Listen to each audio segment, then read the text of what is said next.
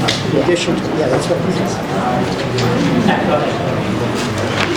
Ladies and gentlemen, everyone stand. At this time, we have McHugh Bushweller, Post 347 here, 110 Chestnut Street, Dunmore, PA.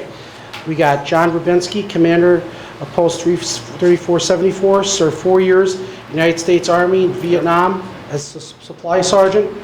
He is a recipient of several medals, including Air Force Commendation Medal, Good Conduct Medal, Vietnam Service Medal, Longevity for Service, and National Service. Following his service, he's employed at Toby Hand Depot for 36 years.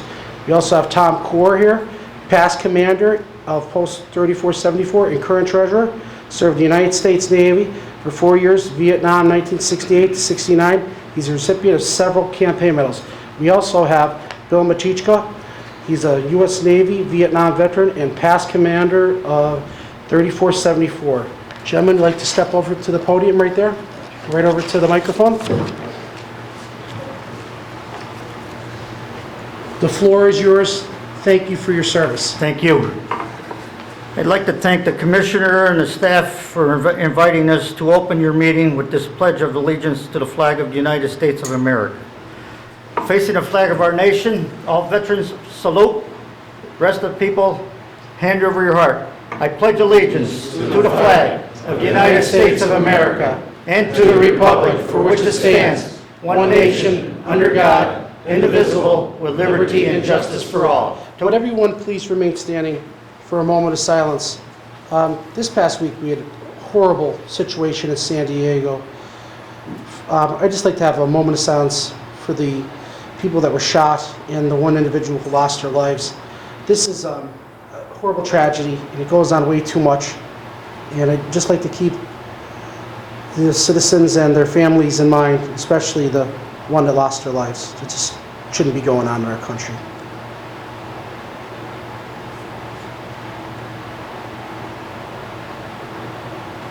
Thank you.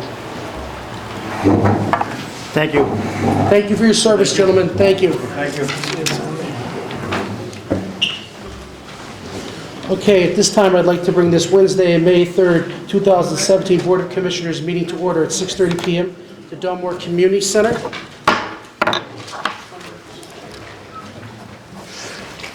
I'd like to make a motion for the approval of minutes. Do I have a second? Second.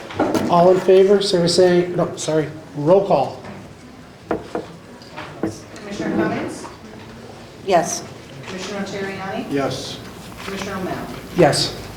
At this time, we're going to go into proclamation presentations, 17-0135. And this is a good work certificate going to be presented to the Dunmore Neighborhood Crime Watch. Mr. Duncan, would you like to step up to the podium?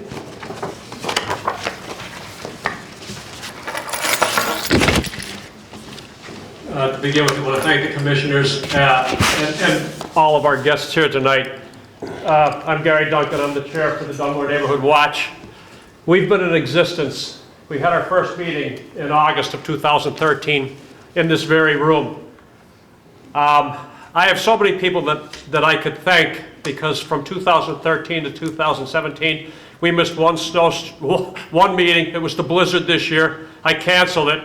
I was afraid somebody would come out and slip in the snow, and we still had 5 people show up. One of the Dunmore Police Department members called me and said, Gary, we have 5 people over here. So talk about a commitment to a community. I take great pride in this. We're not a crime watch, we're a neighborhood watch. I set this up under the National Sheriff's Association. We've had members from the neighborhood watches up and down the valley, from Oliphant, from Troop, from all sections of Scranton. We've had incredible guest speakers here. We've had the Heroin Hits Home presentation in the Lackawanna County District Attorney's Office. We had Judge Moyle present her presentation on some of the new programs that she's developed to help with, getting out to those folks that have crimes and sentences, and they're trying to get them at an earlier level of intervention. We've had members from the Fire Department for Fire Prevention Month, and we just have, I can't say enough about the support we get within the community. We have members from the Fire Department. Patrolman Tom Richardson, I don't know if he's missed a meeting from the Dunmore Police Department. He's our police liaison. We have council members here. I have to thank Director McCarthy because we've reached out to them. We have members of the Lackawanna County Probation and Parole Department who join us, and they're here on a regular basis. And what we're trying to do is, and Director McCarthy can speak to it as well, but what I'd like to do is I'm trying to get a neighborhood summit up and down the valley. I'd like to host it here in Dunmore. We've talked to Judge Moyle about it. We've got people, so it's a work in progress. I think it's something that can be done. I think it's an asset to the entire county.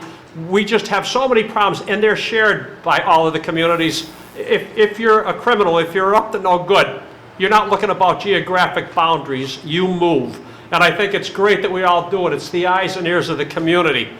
I'm looking at you, Pat, because I don't know if I've already spoken too much or said too much, Keep but going. we want to hear about this. We're in the community of Dunmore, and we want to hear all about the neighborhood watch. Well, It matters to the community, and it helps the police, and it helps keep everyone safe. well, I'd like to think we're an extra set of eyes and ears, but we really do have an excellent police department. Our meetings in Dunmore, the second and the fourth Mondays of the month, are when we have our council meetings. I set our meeting up for the third Monday of the month so that immediately after that meeting, we have a council meeting the very next Monday. So we go home, I get everything typed up. I email all the members of council, all of our representatives, our borough manager, goes out to our chief of police, our fire chief. So I'd like to think that the line of communication is there for everybody. That very next Monday, we have our meeting so we can go through everything. We have code enforcement and zoning at our meeting. So if there's quality of life issues with abandoned homes and those types of things, we can identify that. May the 15th, we have everybody from every community. I don't care if you're from Old Forge, and honest to God, I wouldn't care if you were from Forest City or if you wanted to drive down from Montrose. We welcome everybody. I've said it from the beginning, you do have a voice. All are welcomed because we want to grow this, and I'd like to see it growing county-wide. We have a Dunmore Neighborhood Watch Facebook page. My name is Gary Duncan, D-U-N-C-A-N. I'm on Facebook. We post everything about that on those two Facebook pages. If anybody wants my cell phone, I can certainly give you that, and I can certainly give you my email. It's all small case. It's all of the people seated to my right, my wife Lynn, Annie, and Claire. Our email address is L as in Lynn, A as in Annie, C as in Claire, D as in Duncan, LACD44@gmail.com. You can certainly reach out to me via email. Again, I just really want to thank everybody who's here tonight. If you're at a meeting like this, I was at the meeting in Clark Summit, I've been at other meetings that we've held at night. I think it's an opportunity for the citizens up and down this county to come out and meet the commissioners, for those of us that have daytime jobs and have to work, and we just don't always have the time to get downtown. And this is an opportunity for everybody to interact with your representative government. It's probably one of the most important events that can happen in Lackawanna County. I would encourage everybody, if you can't get there at the daytime to a county meeting, this is a great option. We've never had this at a county level with past administrations. So I can't say enough about the importance of having nighttime meetings. And it's great because we get out to the different communities. And I just think everybody at every level should give back to their communities. I like to think the Neighborhood Watch does it. We have a neighborhood walk this coming Sunday at noon in Dunmore in the Harmony Court, Adams Avenue region. Everybody's certainly welcome to meet us. We'll be down by the Celebrity House. It's a closed tavern, but there's parking down in there by the utility company. You're more than welcome to join us, and I sure hope everybody seated at the dais in front of me will come to the May 15th. It's the night before the primary. I know everybody's busy. I'm still having a neighborhood watch meeting, so you're all more than welcome to come. Thanks for your time. Thanks for doing this. Thanks for coming to Dunmore. On behalf of an entire 14,000 person borough, we really appreciate your time, your due diligence in this county, the hard work that you all bring to the table. So thanks, folks. I really should be applauding you folks. I'm applauding you, Gary. Let me tell you why, because it's great when people get involved in their community, whether it's political or you're getting involved in Crime Watch or Neighborhood Watch. It shows that everyone cares, and it shows that you really care, especially taking the bull by the horns and leading the charge. And it matters to all of us, and it matters to the 214,000 citizens of Lackawanna County. It really, really does. And that summit that you're going to have is a great idea. We've had 3 different situations over last year where we've had 35, 38, 32 of the municipalities in the same room. And they really never were in that situation. And it gives them an opportunity to talk about things that they're doing that somebody else might not be doing. There's things that you're doing that maybe they're not doing in Carbondale. Carbondale are doing something that you're not doing. It gives everybody a chance to brainstorm or bring something to the table. So I commend you, and I think the May 15th meeting that's a must. It is, I really believe that. Well, thanks. Commissioner Cummings? Well, thank you for all that you're doing to educate the public and keep them informed of what's happening in their neighborhood. I'm a big advocate of that. And, you know, as far as the evening meetings we have, I'm, you know, thrilled that I was able to initiate something that, you know, all three of us are so proud to be a part of, and allowing everyone in each municipality to be a part of as well. And it was long overdue. So, but your work is tremendous, and I can give you example after example, but I'd like to talk about one where we had a patient that was in her home, had Alzheimer's, but all of her family was gone and passed, and she was there all by herself, and it was turned into Area Agency on Aging after the newspapers started to pile up. And that was in Dunmore. So, you know, they recognized an issue, and when they finally did get into the home, it was a disaster inside the home. But if they didn't recognize that and report it, then God only knows what would have happened to her. So because of the work that you do and people like you, you basically save lives as well. So thank you for everything you do. Thank you. I really appreciate It that. really matters. Commissioner Terriani? I have your cell phone number here, and we have. Well, I worked don't. together I'd like to before, take that. And you have done a great job in everything that you've done. I hope No everybody question has. about it. I do just want to thank you again for everything you have done, but I do want to give credit to Commissioner Cummings. This was her idea to take these commission meetings on the road. So I think when you mentioned that, I think it's important that she be recognized for her doing that. Okay? And again, thank you for everything, and keep up the good work. And to go beyond that, this was actually brought up at our first meeting. It was our actual, I think it was our reorganization meeting, that this would happen. Myself and Commissioner Cummings were 100% for it. It really works for all of us. It does. It gives everybody an opportunity in their quarterly for them to get out. We try to move them throughout the whole county. And then we do have like 4 or 5 that are just for the budget. So they get another opportunity to see us at those meetings too. And they're allowed to ask questions. And we have, sir, everyone in the viewing audience, if they come out to our meeting, we have just about all of our directors here. So if there's any questions that are asked, we can answer them right on the spot. But getting back to your situation, Gary, Neighborhood Crime Watch is fabulous. It helps everybody. And I think that the summit, you guys are going to come away with so much information. Every Neighborhood Crime Watch is going to be more enriched than ever from you setting this up. So congratulations. Can I say one more thing? Sure, go ahead. Because I forgot. I think it might be my early Alzheimer's. We're both in home health. I can appreciate what you say. I'm on the Governor's Council on Aging, so when you relay a story like that, it does mean a lot. And I meet with Secretary Osborne, and I'm in Harrisburg every other month. So believe me when I tell you, I take great pride in being a patient advocate. What I forgot to mention is this, and I brought it up at your Clark Summit nightly meeting. Gerard Hetman does, honest to God, such a yeoman's job. Where's Gerard? He's Stand up. well-spoken. He's, Come on, Gerard. thank you. I applaud him all the time. He doesn't live in Dunmore. He comes to the Dunmore Neighborhood Watch. Yeah. Everything that happens at a county level, he shares with Dunmore. And George Kelly, who was a tremendous help for the Dunmore Historical Society, he's involved in that with us. That's appreciated. So I could go around the room. I won't. I'll shut it down. I've already probably exceeded my time on it. But if I walked out of here and didn't thank Gerard Hetman, and if I didn't thank George Kelly for his help with our Historical Society, because I'm involved with that too, those are things that mean a lot. They help a community stay alive and thrive. So thanks, everybody, folks. And I probably really don't No, know. stand up. Stay here. Gary, truthfully, George does such a great job as the director of the Office of Economic Community Development. He's out there every day trying to make Lackawanna County better. And then Gerard Heckman, through the Community Relations Department. I sat on the school board for 12 years. I didn't see county government whatsoever come through our doors. The idea of this was for county government to come to all of the municipalities' monthly meetings to let them know what was going on inside of our county government, and then they could let us know what they needed. And it's such an asset. And that goes to all of our are members of the organization. It really is. The county council just does, they do just such a real good job in the relations department. But thank you very much. And thank you, Gerard. Okay, I have a certificate of recognition. The County of Lackawanna Board of Commissioners does hereby recognize Dunmore Neighborhood Watch in honor of achieving a designation of an organization providing good works in Lackawanna County, given the 3rd day of May of 2017 on behalf of the 214,000 citizens by Commissioner Patrick O'Malley, Commissioner Jerry Terriani, and Commissioner Lorene Cummings. Will you come forward?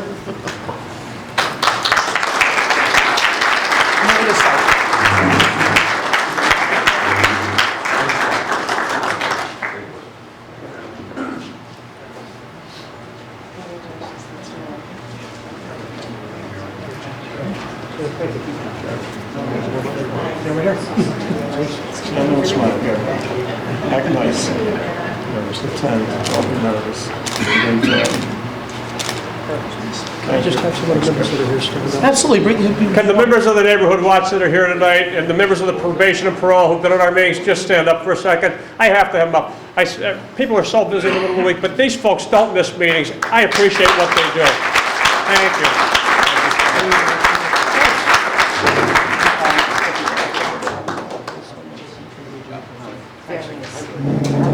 And Gary, would your wife and her daughters like to stand up? Gary has a great My family. wife and my 2 girls are here tonight. Claire, Annie,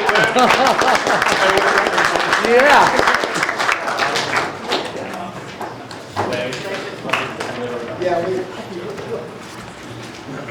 Okay, at this time, I'd like to bring up, this is 17-0136, Small Business Spotlights, JZ Tours Scranton. Would you like to step to the podium? Commissioner Cummings? So it's John and Barb. Tell us a little bit about your business. Well, first of all, thank you for the opportunity to come here. Started back in 2002, 16 years. I started off doing a couple bus trips, and it took off from doing the back in the day with Jerry McNamara days, going through, running all the trips up there over the years to Yankee Stadium and Philadelphia and Red Sox, and started expanding to wine trips and doing some great overnight packages. We do every Penn State home game, some different away games. We do flight packages, some vacations now. It just kept growing, and we also have been doing, we've been bringing events back to the local area too. I'm from Scranton my whole life here, and I love the area. It's my family who grew up. And what's nice too is we have all different types of events that we bring back downtown. We at the Hilton. A couple times a year we have events. We bring the #1 tribute band for Springsteen, bringing like 500 people there. As a matter of fact, we did a raffle and we raised money for Officer Welling's family with Sergeant Dave Dunn and his family They was really there. needed that. We raised $1,000 for Christmas on behalf of. I thought that was a nice thing to do. Sorry to, whatever happened, it was crazy. Cease tragically to a young man like that.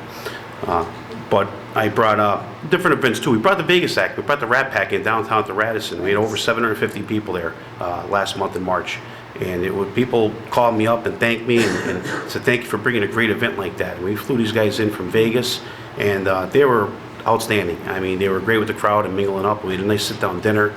And looking at bringing more events back to the local area. A lot of people came in, stayed in hotels. 2 years ago, we brought Sean Clush. Sean Clush hadn't been in the area in a while. Brought Sean Clush and took over the Scranton Culture Center. We had 1,400 people there. People come from upstate New York and everything, staying overnight, coming down, spending money in the area. And I'm trying to get back to the area too, bringing back nice events back to the area here too. Great draws. And it's not just JZ Tours, it's a lot of other things. Events too. Events, wine trips, tickets, whatever you need, with tickets for any event, whatever you need. But we try to cover a lot of different types of, all the big concerts, big name venues. We're there at the events. Rose Bowl last year with Penn State, we were there. All the big events like that. And from a Philadelphia trip to the Rose Bowl, we did when Penn State played in Ireland and also Notre Dame played in Ireland. We were both there. Ran a week trip out to Ireland for the week with the game and a nice tour of the whole country and everything too.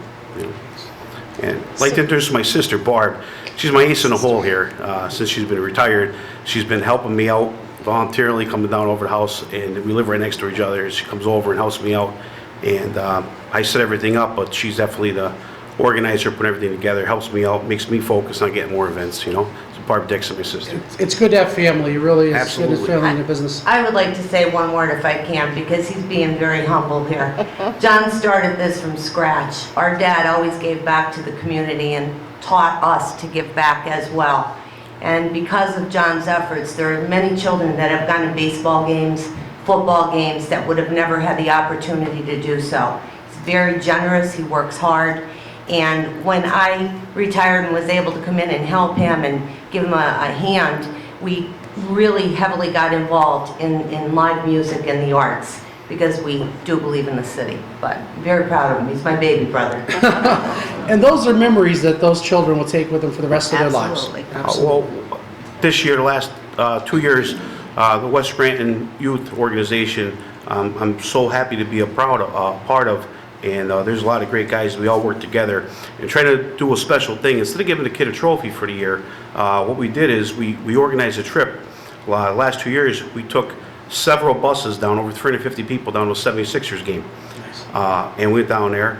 This year, we went down, we did a tailgate for all the kids. We had EJ to DJ down there in the parking lot for everybody. And next year, I'm working on having the kids down in the court before the game. So every year, doing different stuff. And the kids, see a kid's face and they walk into a game like this, and some of the parents that don't never be able to do that, get that opportunity, they're like thankful, you know. So instead of getting a trophy to put in the attic to waste away, kids are getting an experience that they'll never forget, you know. John, what made you decide to do this? I started, I was always a person to take charge. Even when I played softball, I president of the team, I took over the league. I was president of the league. I put together in Scranton, we did an icebreaker tournament I call it. We had 25 teams we brought in the Scranton area. People come from Long Island, stuff like that, with Paul Unisco, with the ASA. We had 3 years running, we did that. I was a president of the Taylor League with 16 teams. I was always involved in trying to put stuff together. That's I like to work with people and organize things and have people have a good time and enjoy it, you know. John's a born salesman. He always had the highest candy bar sales in school. I got a $100 gift certificate 6 years in a row for selling more candy. And the one year, the nun was laughing. She goes, I think Mr. Zielinski sold more candy than the whole class that year.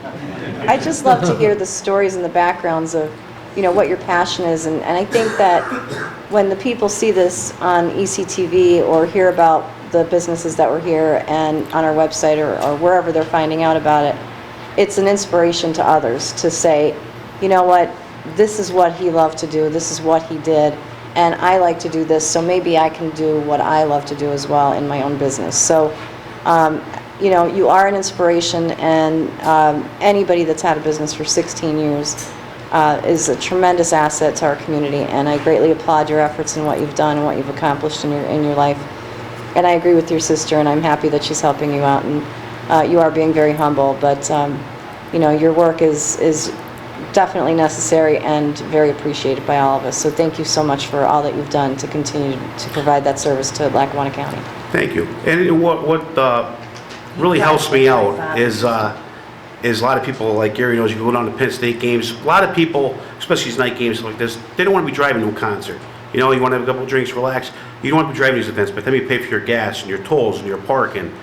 I have people getting free tickets for Yankee Stadium and they're not even going, because by the time you pay $20 over the bridge, $35 to pick your car and get there, and we get down and put a big spread on the food, so it saves you a lot of money there too. You know what I mean? Less Sam stress. Egan does the food for me in West Scranton. Great guy. He does all the food. He comes to my events and prepares the food. We have some big events. We had some major events. We had Springsteen, 450 people, where we had the concert right outside there. Actually, Bruce drove by and gave us thumbs up at the tailgate. It was phenomenal. You know what I mean? And we fed 450 people in less than an hour. In 45 Wow. minutes, Good. yeah. So we got it done with science, you know. It's awesome. Commissioner Terriani? I've known you a long time, John, and you always do a great job. There's no question about it. But I actually learned something tonight about some of the other things you did. And you're a very lucky guy to have your sister help you. Yes, I got that right. Behind every great man is a great woman, one way or another. Let me tell you, he helped me too a I'm sure, lot. and Yeah. we've had that conversation. I Yes. understand that. As a matter of fact, our friend Pantuso recently got tickets from your company for Barbara Streisand. this coming week. You do a lot of great things for the community, and I'd just like to thank you. And it is economic development when you bring those kind of things here, and that's what's going to drive our county to be a better place. You keep doing the good job you're doing, and thank you very much. Absolutely. August 27th, we're taking over the Tiki Bar. We're doing a public event. We're bringing a #1 Springsteen band, and we have the Wannabes opening up. It's going to be a great event. It's only $15. See, I'm reasonable. $15. You're seeing like a Springsteen act. $20 for reserved table the whole day. They're going to have clams, there are beer specials. We have the Coors Light specialists from Verastros. It's going to be a great event for people to come out. There'll be 500 people there dancing and having a great day. You know, how do you beat that for $15? Yeah, you don't. Thanks, John. When is John, that? talk to us. When is it? 15th. August 27th. August 27th. We have, I'm a huge Springsteen fan, like some other people in the place down here. I could tell. And I had probably about, I think it was 27 buses to Springsteen over the last 12 years. Nice. I know Gary was on the one there at the Giant Stadium where we had like 5 buses down there. And we get down and we set tailgate the DJ and everything. But a lot of people don't have the money to go to Springsteen. So this whole B Street Band is the #1 Springsteen band in the world. Matter of fact, the original drummer was from West Rand. And Willie Forte's from Hazelton, so there's a lot of local, and we bring them back in here once a year, and they pack the place, and everybody has a great time, you know? So. That's fabulous. John, tell us the phone number. We have a beautiful website. What's your website? Tell us Very about the simple. website. jztours.com. Go on there. We have links to the stadium, shows you where you're sitting at, gives you all the information with the trip. It has the bus departures, what time we're leaving, all the information. You can call 570-344-2212. If you don't have a computer, we'll mail you an up-to-date flyer. Otherwise, you go on the website, you can order, and it tells you even the hotel. We'll put a link there, it shows you what, tells you what hotel we're staying at. I have everything right there, black and white, so everybody has everything right in front of them, so they know exactly what they're getting with the package. So there's no issues, you know. It's affordable travel. It's affordable opportunities for people to relax. They don't have to drive what you just said, like tolls, gas, headaches of driving, the stress of traffic jam, parking. You drive up on the bus, you're feeding them whatever they like to drink. Then they come back on the bus and they just drive, they get home. They don't have to worry about getting home. And it's keeping people safe. But the big thing is, you're providing, there's a lot of people might not be able to afford to go on a vacation, as we may call it, a vacation. But to go on one of your travels, one of your tours, even if that 1 day or a 2 day or whatever the situation is, or I know you do great situations where you actually go to down to see the Cowboys play. There's some flight trips down to Texas. Yeah. So there's he's broad. There's a lot of different opportunities that JZ Tours has. And we're all really proud of the work that you do, especially the two of you. And it really matters to everyone in Lackawanna County because, like you said, it's about, when people want to enjoy themselves. We're enjoying ourselves with the citizens of our community. You being in business, making it happen, so people don't have to leave Lackawanna County. They get on the bus, leave Lackawanna County, and come back home and be safe. So thank you for all that you do, all the time. Thank you for the opportunity to come here, guys. Really appreciate Thank it. you. Certificate of recognition, the County of Lackawanna Board of Commissioners does hereby recognize JZ Tours in honor of achieving the designation of a small business spotlighted in Lackawanna County, given this 3rd day of May 2017 by Commissioner Patrick O'Malley, Commissioner Jerry Notarianni, and myself, Commissioner Lorraine Cummings. Come on out.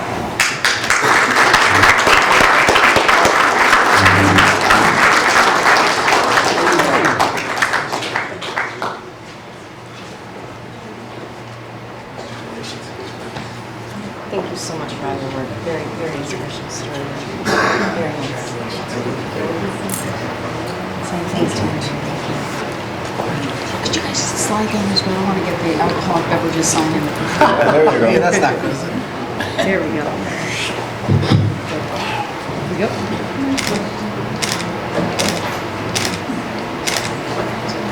Thank you. Thank you so much. Very much. Really appreciate it. No, I appreciate all your work. It is to meet you. It's so nice to meet you as well. Starting your own business is never easy. But you know what? The fruits of the labor really work out when you put the time and effort in. And JZ Tours proves it. So great job to JZ Tours. So anybody remember the phone number if you're going to be going to any games this coming seasons.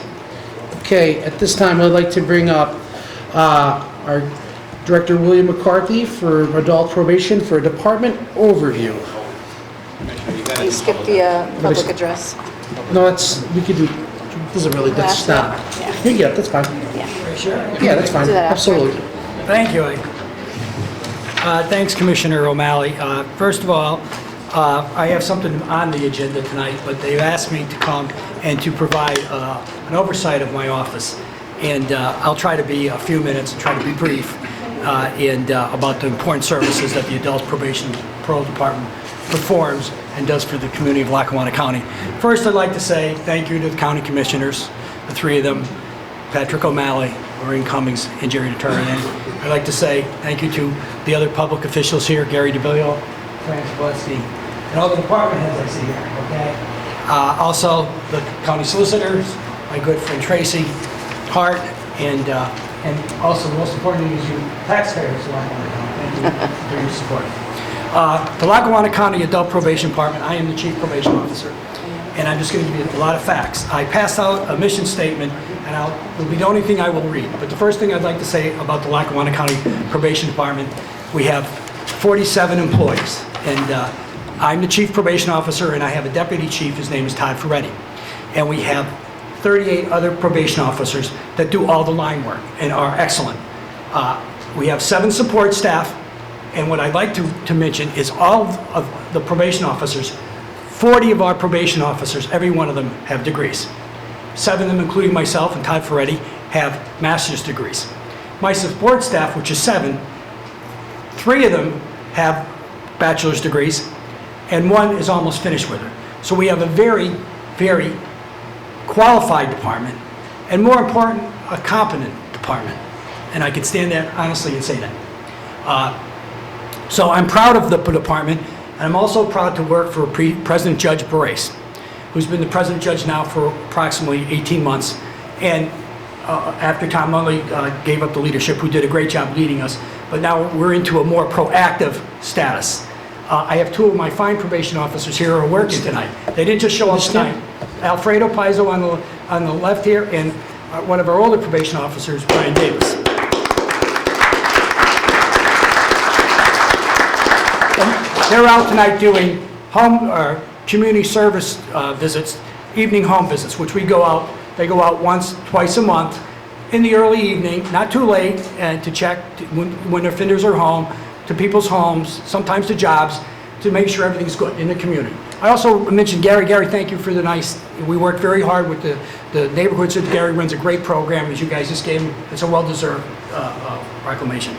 Getting back to do here, my wife will get mad. She said, talk fast and get it over with, because nobody wants to hear it. And I just want to say one thing. Whenever I talk, I always tell a funny story. I'll tell this one and these are the older judges, not the judges I work for now, but we have this one judge I used to go see, and whenever I would talk about something, and whenever I knew he was getting irritated, he would put his small finger in his ear, and I would know it's time to kind of move on, to get it over with. So if I see anybody doing that, I know I'm John Brazil may be doing that to me pretty soon.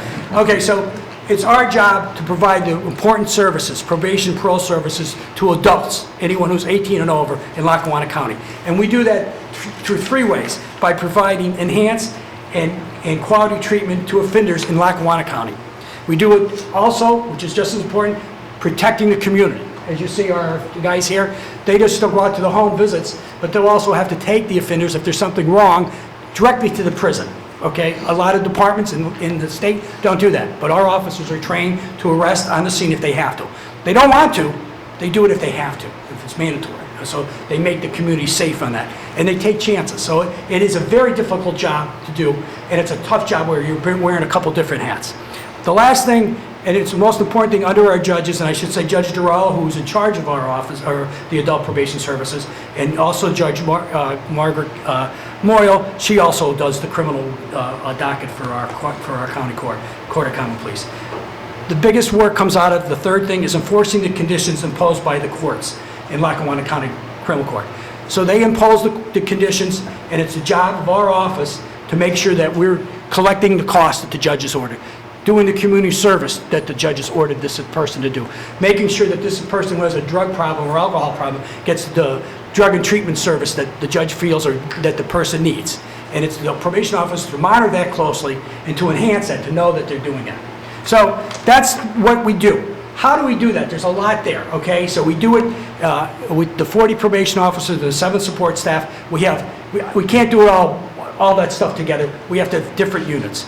So we have 3 different units in the probation office. Our probation office is located, I believe it's 170 North Washington Avenue, and it's a 4-building that we lease, that the county leases. And we have, on the 4th floor, we have a pre-sentence unit which has 10 probation officers writing pre-sentence reports. So when someone appears in court and they plead guilty to the report before the judge for the offense, the judge will order a pre-sentence investigation. Our office, those officers are required to do an investigative report, which will look at the past behavior, how many arrests the person has, where the person lives, if the person's working, what kind of education, and then there's sentencing guidelines, which will give a calculation of what type of sentence the person should get. And that's what the pre-sentence do. Those reports have to be done mandatory under state law within 90 days. So it makes it tough when you're doing reports within 90 days, and the judges are asking to get these reports. If the reports aren't done in 90 days, the person who's appearing before the judge could get off on technicality because they're supposed to be sentenced within that time under the law. However, there are reasons why it could be longer than 90 days if the judge asks. The second unit that we have is on the 3rd floor is the supervision unit. There are all the officers, there's 10 officers there who provide supervision to the offenders coming out of the county jail that are paroled. They also are the officers who also supervise residents that were sentenced by the court in Lackawanna County, probationers. And they're the ones who report to our office. As I showed you, they're going out in the field tonight to check on them, and they'll do the drug testing and all those kind of things that the court's asked to do to make sure that this offender's successful. The sad thing is with our caseloads is, our caseloads are high, as the commissioners know, and I'm not here to do that. The average caseload in the state of the Commonwealth of Pennsylvania is about 100. In Lackawanna County, our caseloads are more between 125 and like 133, which is a little higher than it should be, and we are working with the commissioners and the judges to try to bring that down. So that's one of our goals in the future. The second floor is our treatment courts, which I'm not going to go into. We have treatment courts which were started by Judge Barres in around 2001, 2002, and we have 5 treatment courts right now. We have a DUI treatment court, we have a drug court, and these come under Judge Barres. We have a co-occurring court, which is for mental health offenders and also for alcohol offenders or drug offenders, so that have dual diagnoses. We have a veterans court that was started in 2010 by Judge Barres. We have one of the best mental health courts, comes under the jurisdiction of Judge Durrell. And also we have the newest court, which I'm very proud of, under Judge Moyle, that Mr. Duncan talked about, and she came and presented a nice presentation to the watch earlier this year. And they're for the domestic violence cases, which are really something important. They start at the beginning. Once the person's arrested, they get into this program, and the probation officers are assigned to them, to these offenders, and we get support from the United Neighbor Centers. We get them in anger management early. We get the district attorney's office working with us. So there's a lot of people, a lot of support. That's what these treatment courts are, problem-solving courts, and it's important. In Lackawanna County, it is one thing I should mention, and it's a credit to Judge Barres. It sounds like I'm saying too much about Judge Barres, but he's a great guy in doing the things he did here. He's brought treatment to this community that needed it, and we're way ahead of a lot of other counties. I think Mr. Commissioner O'Malley knows what I'm talking about. Totally. We are. And the final one I want to say is the last court that we started was our pretrial services court, which you commissioners helped us hire 2 new pretrial services officers this past year. And that's up and running. So when someone's arrested, they end up going before a magistrate, and sometimes they would go automatically to jail before the 10 magistrates, depending on what the offense was. The more serious the offense, and depending upon their status, if they're from the community, not from there, or they're at risk of flight, or they're danger community, how serious is the offense, a magistrate makes a determination. Now we have a system in place where a report is given to the magistrate at the preliminary hearing, or the next day it's given to the magistrate what this person was convicted in the past, whether this person's a risk of flight or a danger to the community. And I'm happy to say that the program's been up and running since like last August has really started taking off. Today we are seeing, not every day, we are seeing more inmates coming out of jail than going in at night. As you know, people are arrested and they go in and then they don't get bail. It takes weeks to get them out.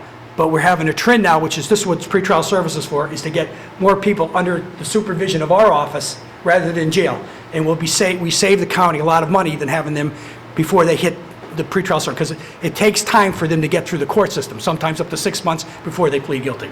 Finally, we also have an ARD unit, and that comes from offenders, mostly DUI cases that are first-time offenders, and they go through. We have 2 officers in that. Their caseloads are almost 200 apiece, but they're for first-time offenders who go through a system, and if they get through the system correct or successfully, they're allowed to get the charges expunged, and it's a great program. So finally, myself and the other officers belong to a lot of boards. We belong to the Criminal Justice Advisory Board, the Lackawanna County Reentry Board, the Domestic Violence Coalition Board, and also the Criminal Justice Advisory Board for the University of Scranton.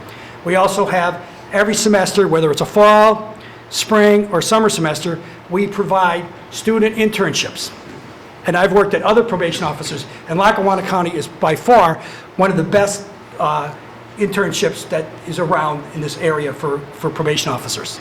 And I can compare that to any other. We usually have between 3 and 5 students at a time.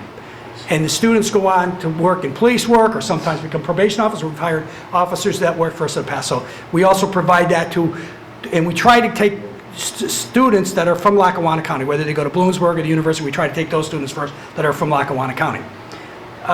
Finally, I think I hit everything on the ground running. I talk fast, like my wife said. And does anybody have any questions? Mr. McCarthy, you know, I understand from being in corrections how much probation means, and it means to keeping people on the streets, and that's what it's about. You know, if somebody gets in trouble, or somebody just gets probation in general, because a lot of times people get probation, they don't go into jail, and it gives an opportunity for people to stay with their families, stay working, and keeping their family together. And to your officers, there's nothing easy about your job. I know there isn't. You come through the door of someone's house, you're not sure what they have on the other side. It's not an easy job. And they're like unsung heroes. No one really hears about them. But probation is definitely an unsung hero job. So thank you for what you do every day. Judge Moraes and all the different opportunities we have, that's to keep people that have addiction problems out of jail and try to get them into rehabs and getting them on the straight and narrow. And they all matter, from Veterans Court to everything else that you guys deal with. But your department does a fabulous job. I'm just very happy to be part of it. Commissioner Cummings? I thank you for all the work that you've done. I don't have any questions for you. You'll be happy to know. And I appreciate you being here and explaining that so thoroughly to the people that are watching the video, so thank you. Every part of his department you explained, which is great. Yes, you did. Very good. Commissioner Terriani? I'm good. Okay, and I'd like to say one thing. I'd be remiss if I didn't say that we work very well with all the agencies, drug and alcohol, all the public agencies, Lackawanna County Mental Health, Lackawanna Drug and Alcohol Commission. They all communicate with each other to provide the best services to the clients, and that's our people that we're serving. Thank you for the great job that you do every day.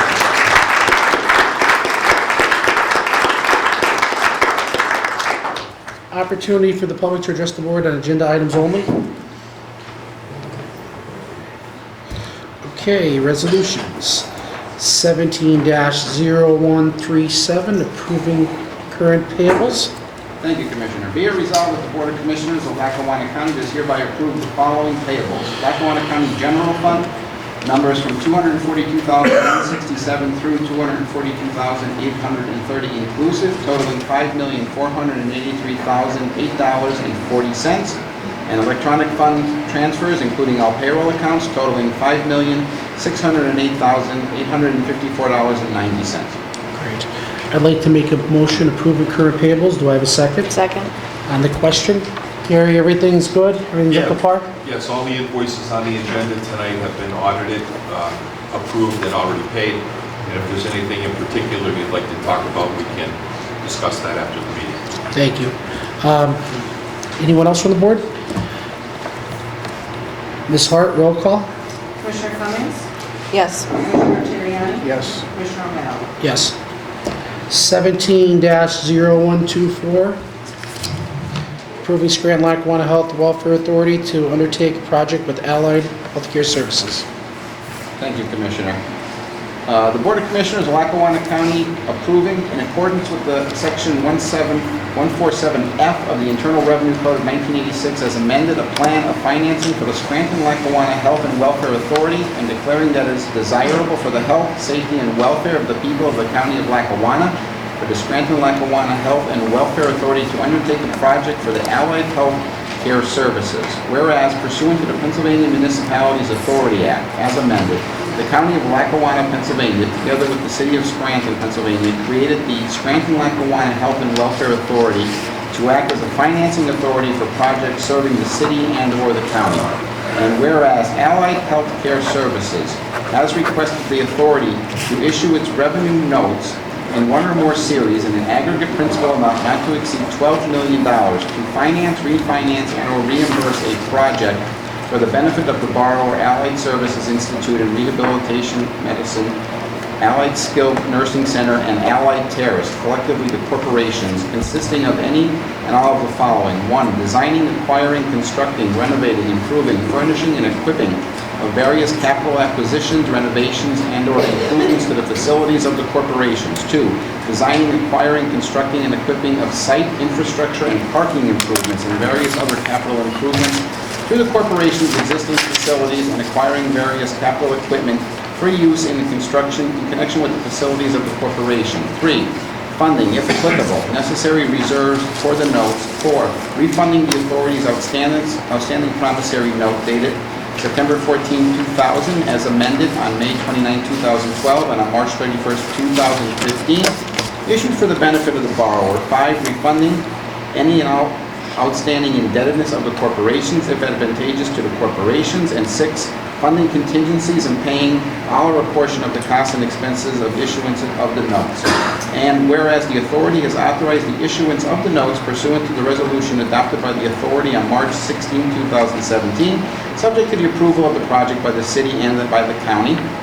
And whereas the approval by this board, as evidenced by this resolution, will enable the authority to finance the project without imposing any liability on the county or its citizens or taxpayers with respect to the notes. Whereas the board is the applicable elected representative of the county within the meaning of the code. Now therefore, the Board of Commissioners of Lackawanna County hereby resolves that 1. The issuance of the notes by the authority in an aggregate principal amount not to exceed $12 million and the use of the proceeds of the notes to finance the project is hereby approved. 2. It is hereby declared desirable for the health, safety, and welfare of the people in the County of Lackawanna, Pennsylvania, to have the authority issue the notes for the purpose of financing the project. And 3.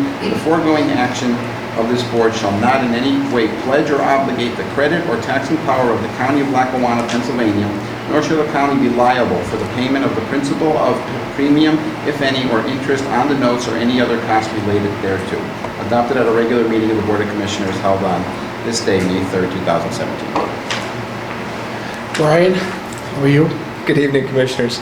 This is a similar resolution that you've seen in the past for tax-exempt financings that the Scranton-Lackawanna Health and Welfare Authority has provided for borrowers in the county. It's a procedural requirement to do the health, safety, and welfare, and also the tax code compliance. I know it's a very long-winded resolution to do those couple things.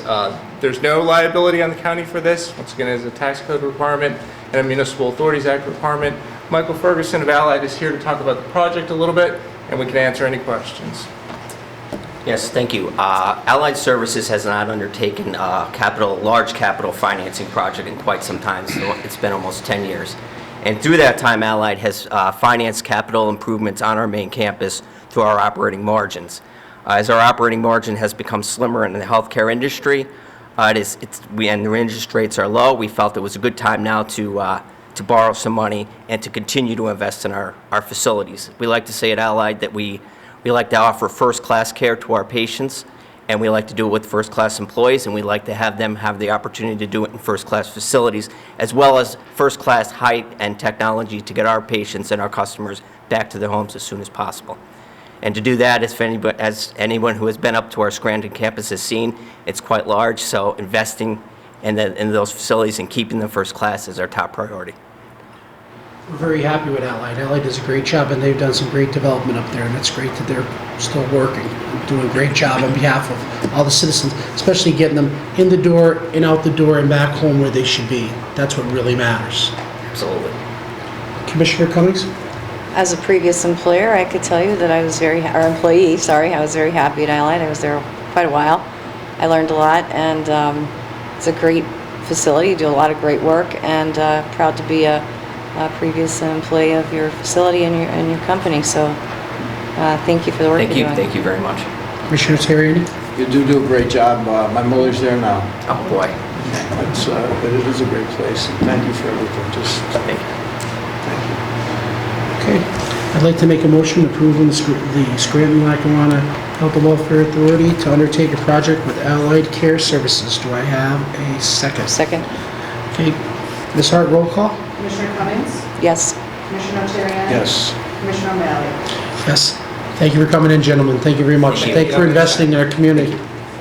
17-0125, entering into an agreement with Infocom. Thank you, Commissioner. Be it resolved that the Board of Commissioners of Lackawanna County does hereby enter into an agreement with Infocom Corporation on behalf of the Register of Wills for the e-filing services with a monthly fee of $40. And here to address the board is Fran Kowaleski, our Register of Wills. Thanks for coming in, Fran. You're welcome. Thank you. It's a software enhancement program that the state is requiring. It's a minimal fee of $40 a month.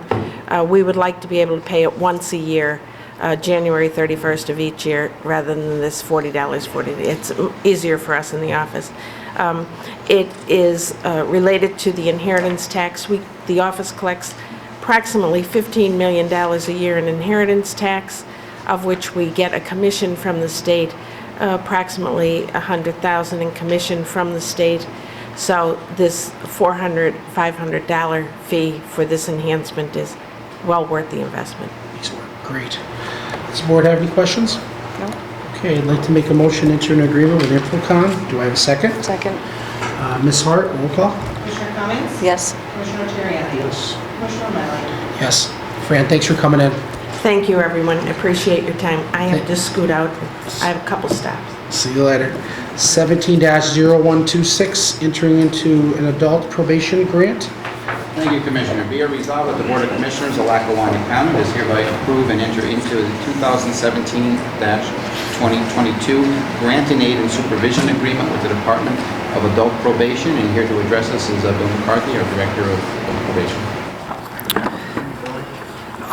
I'm asking that the county commissioners execute an agreement with the Commonwealth of Pennsylvania for our grant and aid funds and our grant and aid fund supervision funds agreement. And this will be for fiscal year 2017 to 2022. And the fiscal year is under a state fiscal year. And this is just an agreement that we can apply annually for this grant since Lackawanna County has received since 1971. Last year, we received a total of $188,755. That money was included in our budget from the state. It came from the state, and it was for the adult probation officer salaries. So we get this. I have to fill out our application is done by the end of August, and we fill it out annually. This is just that for the next 5 years, this is going to be available, and we're entering into a contract with them to say that we're going to apply for it. And I have already executed the agreement with President Judge Barres, and we're asking for the commissioners for their endorsement too. Does the board have any questions? Okay, I'd like to make a motion entering into an adult probation grant. Do I have a second? Second. Ms. Hart, roll call? Commissioner Cummings? Yes. Commissioner Terriani? Yes. Commissioner O'Malley? Yes. 17-0127, entering into an agreement with Vigilant. Thank you, Commissioner. Be it resolved that the Board of Commissioners of Lackawanna County does hereby enter into a 3-year agreement with Vigilant America, LLC for alcohol monitoring and radio frequency monitoring services for the Adult Probation Department. And here again is Mr. McCarthy to address the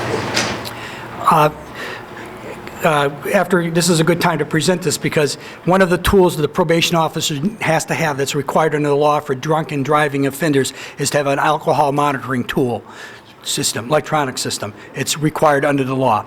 We have contracted for the past many years with Vigilant Services. Vigilant Services is the exclusive alcohol monitoring services for Lackawanna County. They provide services, I believe, to 42 of the counties in the Commonwealth of Pennsylvania. They've done a great job with us. They've worked with us. I'm going to pass the ball for a few seconds to John England, who's the senior account representative and manager who works closely with the adult probation. John. If you have any questions. John, thanks for coming in. Thank you. If you have any questions for me, we've been a service provider in Pennsylvania for the last 12 years. We were owned by somebody else, and that's why the contract is due. They've shortened the term from 5 years to 3 years, And the only other difference is, in the contract, they're not, any lost or stolen equipment will not come off the county, will not be charged. We'll go after the offenders ourselves and try to make collection on that. And that's, if you have any questions for me. Very good. Does the board have any questions? Okay, I'd like to make a motion entering into an agreement with Vigilant. Do I have a second? Second. Ms. Hart? Commissioner Cummings? Yes. Commissioner Terriani? Yes. Commissioner O'Malley? Yes. 17-0128, entering into a release agreement. Thank you, Commissioner. Be it resolved that the Board of Commissioners of Lackawanna County does hereby enter into a lease agreement with Vigilnet America LLC for their lease of office space at 130 North Washington Avenue, Scranton, term to commence May 1st, 2017, and expire on April 30th, 2020, with a monthly rental fee of $500. Okay, Bill. Okay, the reason for this is John's here, he'll explain a little bit to you. Our court collection office is in the 3rd floor of the county courthouse. They're going to be moving over to the 4th floor of adult probation, and they're going to be taking space that Vigilant had before. So Vigilant was losing space, and as a result, I guess they're asking for a reduced fee, which makes sense. And that's the reason why this is on the agenda. I'm going to bring John up to, if you have any questions. The only difference on that is on, I believe, line 16 is co-termination. So if our service agreement gets terminated, the rent would be, the lease would be terminated too. So that's basically the only difference between it, besides the $500 a month. It was $750 a month before. Okay. Does the board have any questions? I don't remember the SNARC session. Do you remember the SNARC session? We were talking about this. We talked about this in the work session. I don't have it in any of my notes from the work session. For a decrease in a rental payment? I remember we talked about renting. The holes are knocked in the wall and the doors are in. Collection signs are up. We measured that, we did the rooms up, and I was with Andy Wallace. That's who we made the agreement with. Can we have an exec session on that, please? Sure. Can we take a momentary recess for a second? Executive session? Yeah.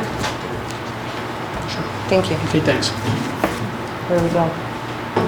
Can we go into another Just room? talk right there for a second.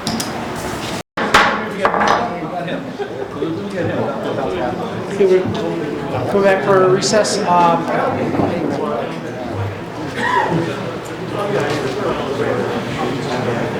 Okay, I'm going to make a motion entering into a lease agreement. Do I have a second?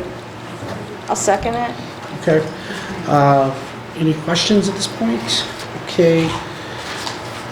Roll call? Commissioner Cummings? And abstain. Commissioner Terriani? Yes. Commissioner O'Malley? Yes. Thank you. Okay, 17-0129. Entering into an agreement with the Lackawanna Heritage Valley Authority, be it resolved that the Board of Commissioners of Lackawanna County does hereby enter into an agreement for professional services with the Lackawanna Heritage Valley Authority for routine maintenance service for the Lackawanna River Heritage Trail to commence May 1st, 2017, and then on April 30th, 2018. The authority will remit to the county an annual sum of $3,000 per trail mile and an additional $250 for snow plowing if needed in the winter. And here to speak on this is Bill Davis, our Director of Parks and Recreation. Bill, thanks for being here. Sure. Good evening. This is an agreement that we started, an annual agreement that we started about 9 years ago. When we first started taking over the maintenance, the trail was about 3 miles in length. Now we're up to almost 10 miles. It's been a good cooperative agreement with us and LHVA, where park staff does the maintenance, grass cutting, garbage collection, weed whacking, things of that nature, general maintenance of the trail. And then from a fee that they collect from the municipalities that participate, we then are paid for the material costs and labor and things like that. Does the board have any questions for Mr. Davis? I have a comment, so I can go ahead on the question now. I'd like to make a motion entering into agreement with Lackawanna Valley Heritage. Do I have a second? Second. Okay, on the question? On the question, this was initially started as 3 miles and now it's up to 10. We're going to be adding more, I'm assuming, more, yeah, okay. And we're doing this because the We can- boroughs that were supposed to be doing it, why aren't they doing it? Initially, there wasn't consistency in the overall maintenance of the trail. So to provide that, we were also able to do it less than a market rate because we're using county personnel and our equipment. So that was part of it. It was a cost savings, but it's also, in addition, it's a good way to utilize our people and our equipment, and it provides a service to the public. But the boroughs do pay us. They pay us the $3,000. What they do is they pay the LHVA, and LHVA pays us. So each borough will pay LHVA $3,000. That's Well, involved in it. So If Archibald, you look at the Blakely, mileage schedule, they pay based on their mileage. So it's not technically $3,000 each. That's correct. So they So- only pay based on however long the trail that they have going through their... Go through their community. For instance, if you look on the last, Exhibit A, Blakely Borough has 1.2 miles, but then Carbondale Township only has 0.20. Okay. So it's all prorated based on how much of the trail that they own. So how do you prorate it? What are they paying then? I'm sorry? So what are they paying? How do you prorate that? That's done through LHVA. But You they define collect, a number. but yes, they define the number, and they pay, like, for instance, they're not, Carbondale, who only has 0.2, they wouldn't pay a full mile when there's not a mile of trail in their township. So they pay based on however long that they have of the trail. It should be listed though, if the borough's going to pay, because Yeah, but this see, is the stating thing they're is, it's getting a conduit thing. 3,000. It's just like what we just did with... We don't collect the money. That's Money done goes through to- LHVA, and that's why yeah, our and that contract goes is to with us, yeah. LHVA. Right, so LHVA is saying that they get actually $4,000. Now, I assume, from what's written in the agreement, is they get $4,000 per area that we're servicing, but that's not correct. It's Well, they get 4,000, again, per trail mile, but every borough is not paying that exact amount. Some, for instance, Scranton has a longer section of trail, so they pay more.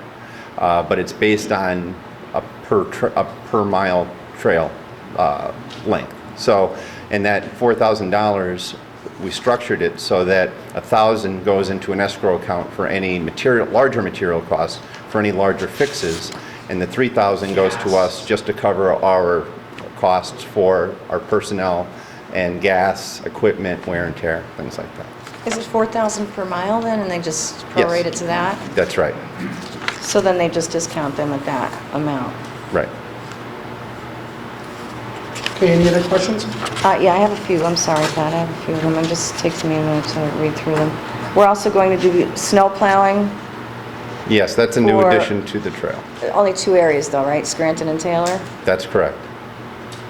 That was at the request of LHVA because when we first started doing this, it was basically it was like a modified stone-based trail. Now they're adding sections, and they've done where they're asphalt. And in Scranton and Taylor, there's a greater demand for people to be able to run and train for a lot of the 5Ks and things like that in the wintertime. So they asked us if we would come up with a cost, and that cost is only to cover our expenses. It's not a moneymaker or anything like that. It's just to provide another service, which they wanted us to add to the contract. So the boroughs are basically saving on equipment and That's true. what else? I mean, salt, I guess?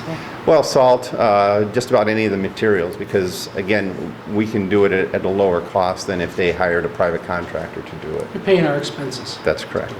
Okay, and, well, I just want the people to know what we're paying for. So Sure. we're paying for grass cutting on each side of the entire trail. We're paying for weed control on each side of the entire trail, and 6 times overall. But there's different areas of the control that we had talked about on the phone today. So you had species control, weed control, shoulder widening, which is not widening the path itself, it's just making sure that the grass is cut and Yes, there's it's no just to weeds growing there. control the vegetation on the side of the trail. And Okay. as I mentioned this afternoon, it's not a constant condition along the entire trail. It varies. But we did put it in there just so that it was understood that we would be responsible for maintaining it. So. We also do tree trimming. Now, we do that, we don't contract out for any of this. All of our employees do that, so it's not contracted out. Part of it we do and part of it we don't, and let me explain. Basic tree trimming, our staff does, but there have been occasions during, for instance, storm conditions where a larger tree has fallen. We're not equipped to do that, but we don't pay for that. That's part of that escrow account where if we have to call a contractor in, that comes out of that. That doesn't come out of our You're contract. cutting back the trees, the branches that are growing on the trail That's so all. people can utilize the trail. But if we had a That's storm like the tornado where the Lake Scranton had the trees fall down, Yes. then we have an escrow account where they're taking this $1,000 LHVA and Yes. holding it into another account. Yes. And then who decides who does the work? Myself and representatives from LHVA. We basically consult when a situation like that happens. We both agree. I let them know, and then at the end of the year, we bill them for that. Do you send an RFP, RFQ, or do you just decide No, based because the on- amounts usually aren't that great. I mean, they vary. We've had instances where it might be $1,000. There might be instances where it's $300.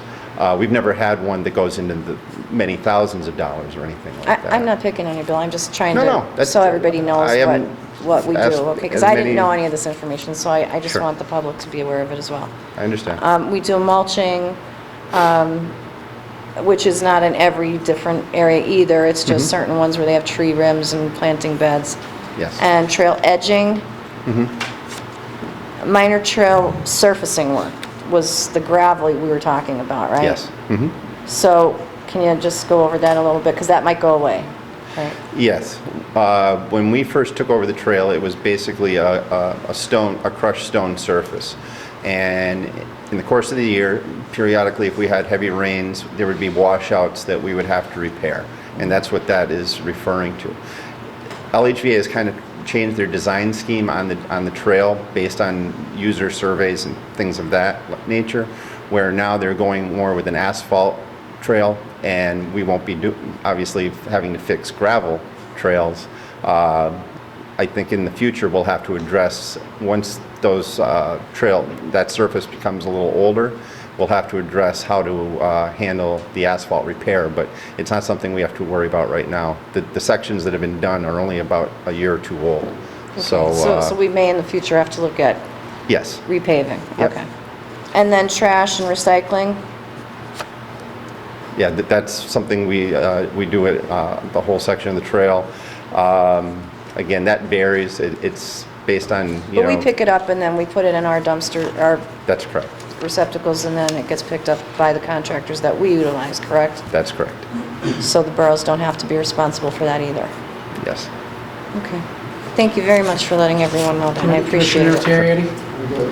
Mr. Davis, can you just explain was it ever costed out to have a private contractor do this? Or what does it cost? They did a couple years ago, and it was only, I believe, I didn't do it. It was done through LHVA, and just the Scranton and Scranton and Taylor sections, I believe, were almost $70,000. So the cost savings is considerable considering how long of a section of trail that we do.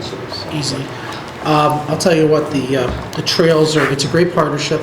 The trails are utilized daily, nightly, weekly. There's people on there with their bikes, their dogs, they're jogging, their families. It brings the river into the equation, the river that smelled horrible, which is clean, and there's brown trout in it, and it's alive, and it's nature, and it winds all through Lackawanna County. It's such an asset.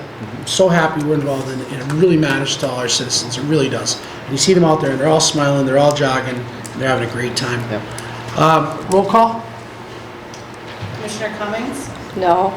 Commissioner Terriani? Yes. Commissioner O'Malley? Yes. Thanks, Paul. Because I just don't want people to have a good time.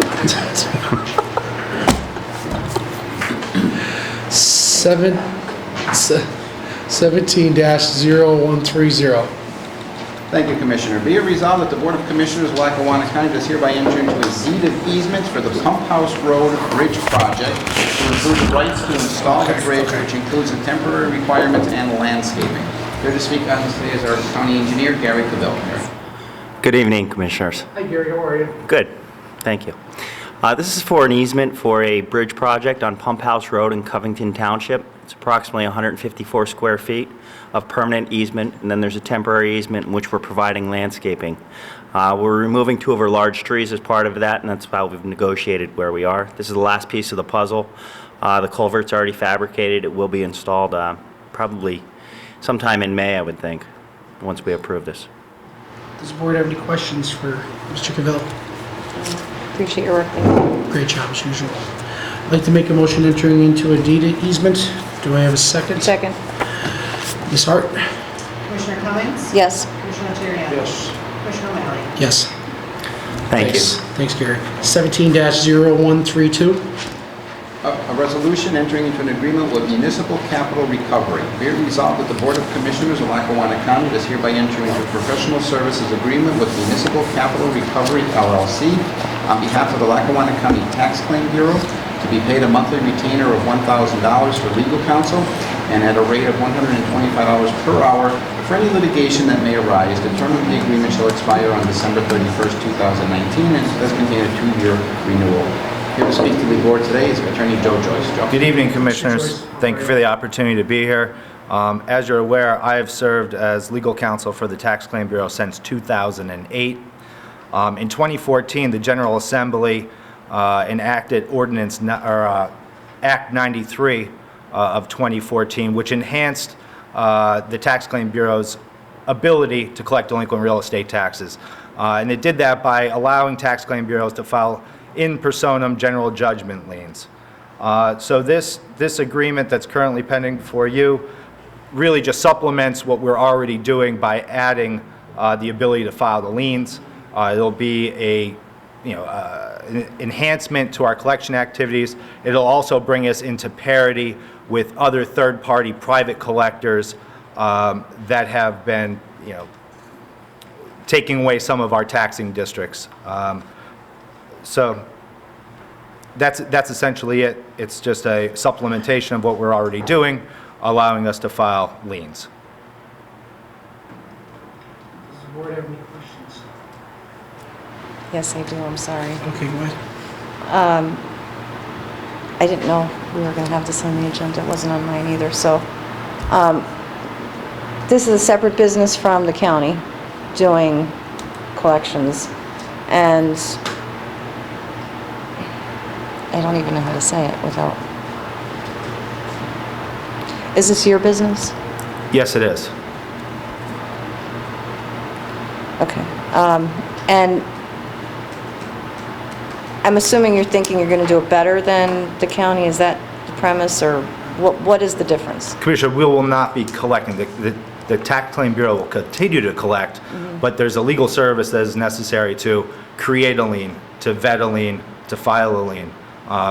And I would just continue to assist the Tax Claim Bureau, as I had since 2008, in those collection efforts. So I'm not trying to take the collection away from the Tax Claim Bureau. It's more just to add this additional service to our toolbox of collection tools. So is this going to be... Can you just give me a scenario of what would happen? Like, say, is this for late delinquent taxes? This is for delinquent taxes only. So for instance, if you don't pay your real estate taxes by the end of the year, then the following January they become delinquent. Right. And after a series of not only courtesy notices that we routinely send out, but statutory notices, those claims become absolute and delinquent, and we're able to line up a multitude of different sales. In addition to that, we can now file what's called a general judgment lien. So instead of just being able to go after one particular property, it attaches as a general judgment lien to all different properties. So that helps our collection efforts and maybe would avoid future sales. So currently, when the residents are late or delinquent, as you say, they have, I think, 2 years, is it? 2 years before we actually do anything to put them... Ron, when they're delinquent, it's 2 years before they actually go to a judicial sale, and even at that point, there's not a lien on their property. We don't put a lien on them, correct? Commissioner, under the real estate tax sale law, the cycle is a 2-year cycle. 2 years. It has to be 2 years delinquent in order to be put into an upset or a judicial sale.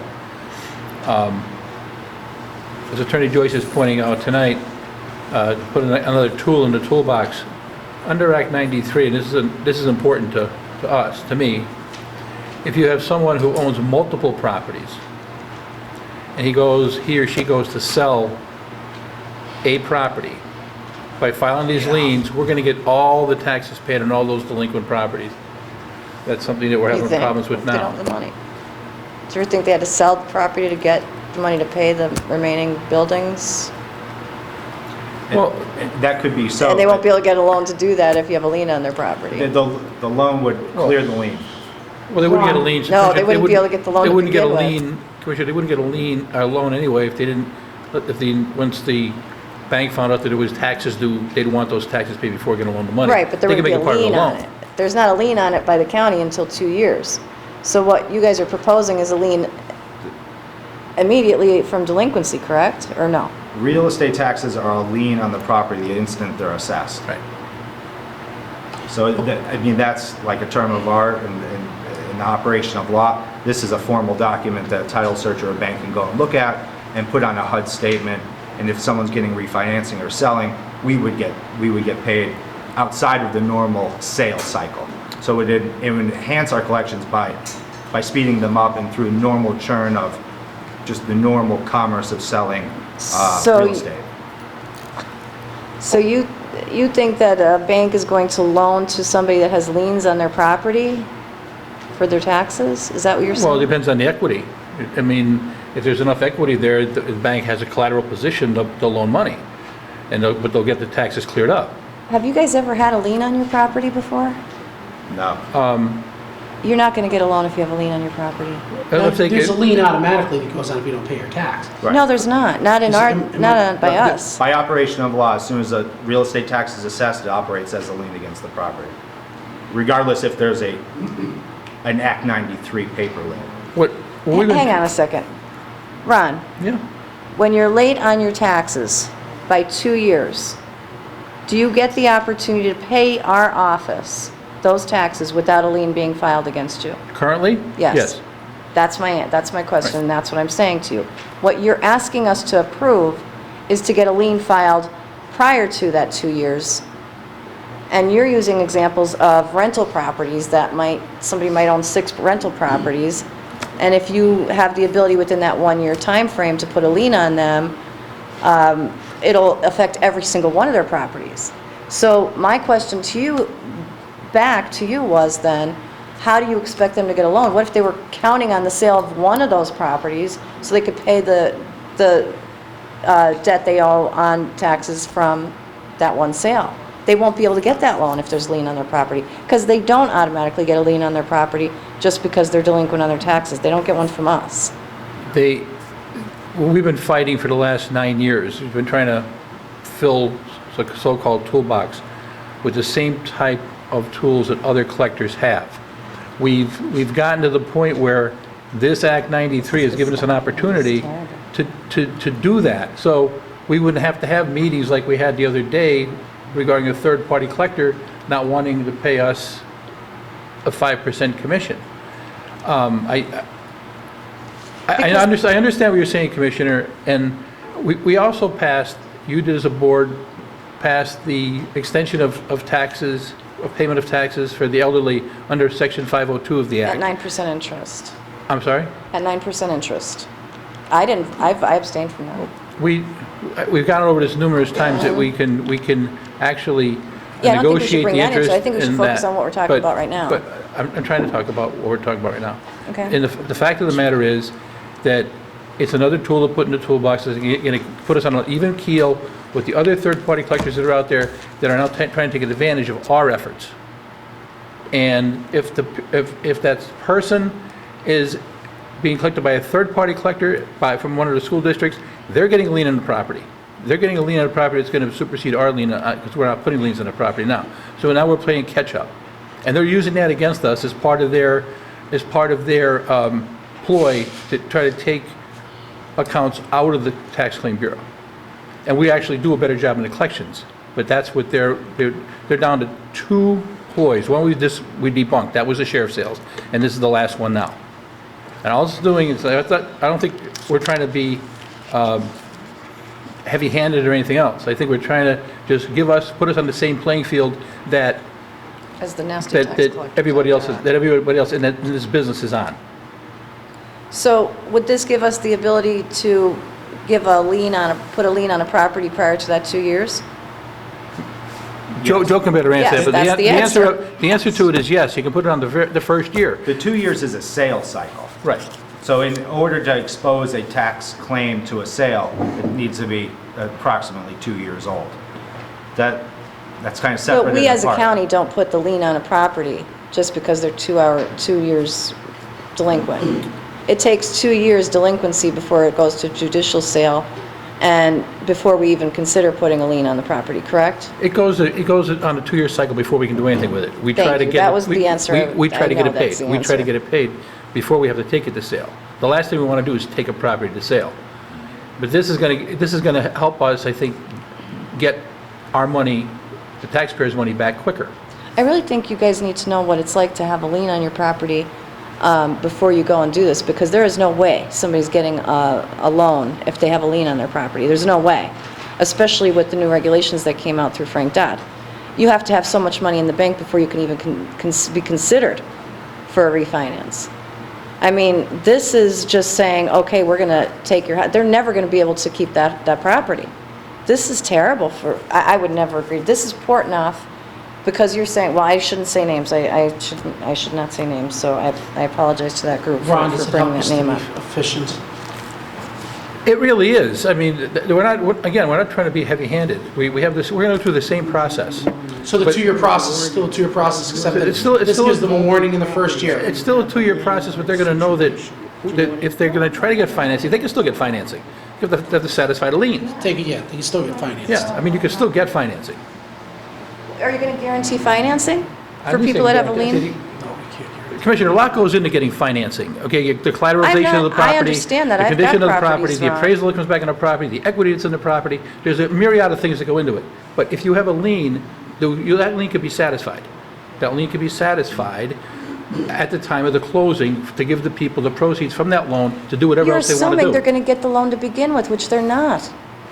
If there's a lien on their property, what bank is going to give them I really think we should table this until we can find out if I'm correct or not. I already know I am, but we could table this and you could find out before we vote, because I really don't want you guys to get yourself in a situation where people are losing their homes on another tax effort that we're taking on by a lien that's put on their properties way before we even ever consider it normally, which is 2 years.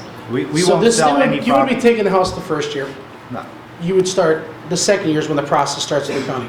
This is to let them know that they didn't pay their taxes the first year, to move them forward. Our So that- sales cycle That's will not the change, credit. will not be affected. But Commissioner O'Malley, if they're talking about putting a lien on a property before we ever usually do. Okay, so what these gentlemen are trying to say to us is, if they heavy-hand these people with a lien on their property, that somehow that person is going to go to the bank and get a refinance and pay that lien off. When in fact, because of the very fact that they have a lien on their property, they're not getting financed. They are not going to get financed with a lien. That's a 7-year item on your credit. That credit, that will kill their credit, and there's no way they're going to get financed, no way. And I would ask this board to please reconsider and table this until our next meeting, until they can at least verify what I'm saying is accurate or not. That's all I'm asking. Can you answer that question? In either situation, the tax is due and owing. So Yes, if you're but going to there's go no to a lien bank, on you're their going to have to house. disclose that you owe. It is by operation of law, a lien. A real estate tax lien is superior to A an lien IRS is lien. much worse on there. If they go to the bank and say, I'm late on my taxes, that's one thing. If they go to the bank and say there's a lien on my property, that bank is not going to touch them. No way. Is there any sense of urgency in getting this done tonight? No. There is. Well, I'm asking. We're going through a return and claim process now. We're going to send notices out to all the delinquent taxpayers for So they the want 2016 cycle. So the thought was, if we're going to do this, to be able to make that part of that pronouncement. If County right now has all the information that we want to send out, not this, of course, this is not passed, but they have everything ready to go for the return of claim. Yeah. So we would add this just to the return of claim, announcing the fact that there would be liens filed on the properties if the taxes aren't paid. We'll be announcing that there would be liens filed. Beforehand, Would yeah. not be filed. Yeah, we announce it, tell them that if you don't pay these, a lien could be filed. How long are you going to give them to pay it? Commissioner, it depends on if it depends on if this return and claim is for the second year, they're going to have until August. If it's for the first year, they're going to have a whole another year. So when the return and claim goes out, some of the return and claims go out on first-year delinquent taxpayers, some of them go out on two-year delinquent taxpayers. But that's how it works We now. no longer have 4 and 5 and 6 and 10-year I know delinquent that's how it taxpayers. works, Thank because God. I did it. I can tell you, I know that's how it works, because I did it. I refused to pay them. I could tell you, I know exactly how it works. I know listen, I'm begging this commission to please hold off on this, because we're talking about our residents here and how that's going to affect their credit. I mean, if they're already struggling to pay their mortgage and their taxes, then you can guarantee they have other bills that they're trying to struggle to pay for. And just getting that credit rating, it is horrific for businesses and for homeowners, first-time home buyers, to even qualify for a loan today, let alone if they have a bad credit rating or a lien. A lien is the worst thing you can ever have on your credit report, and it takes years to get rid of. It's not something, because they're saying we can satisfy it, it doesn't matter. Because even though if they satisfy that lien on that person's property, that remains on that person's credit for 7 years. 7 years we're destroying that person's life, all because they want to get this money they're already getting it within a two-year time frame. But we aren't these other collection agencies, and I don't think we should be treating our residents this way. I think that's an outrage to even consider doing that. I really do. I would please, I'm begging you to not do this. I'm begging you to consider the credit of our residents and our citizens and check into it before you go ahead and agree to put a lien on anyone's property in this county without knowing the full effect it might have on our residents if you do it. Please. I'm making a motion to table this right now. I'd ask for a second, please. Please. I made a motion, yes, to table it. I'd like a second, please. I'm only asking for 2 weeks here. I'll second it. Thank you. Entering into agreement with Ms. Locapos, okay? Roll call. Commissioner Cummings? Is this to table? Yes. Yes.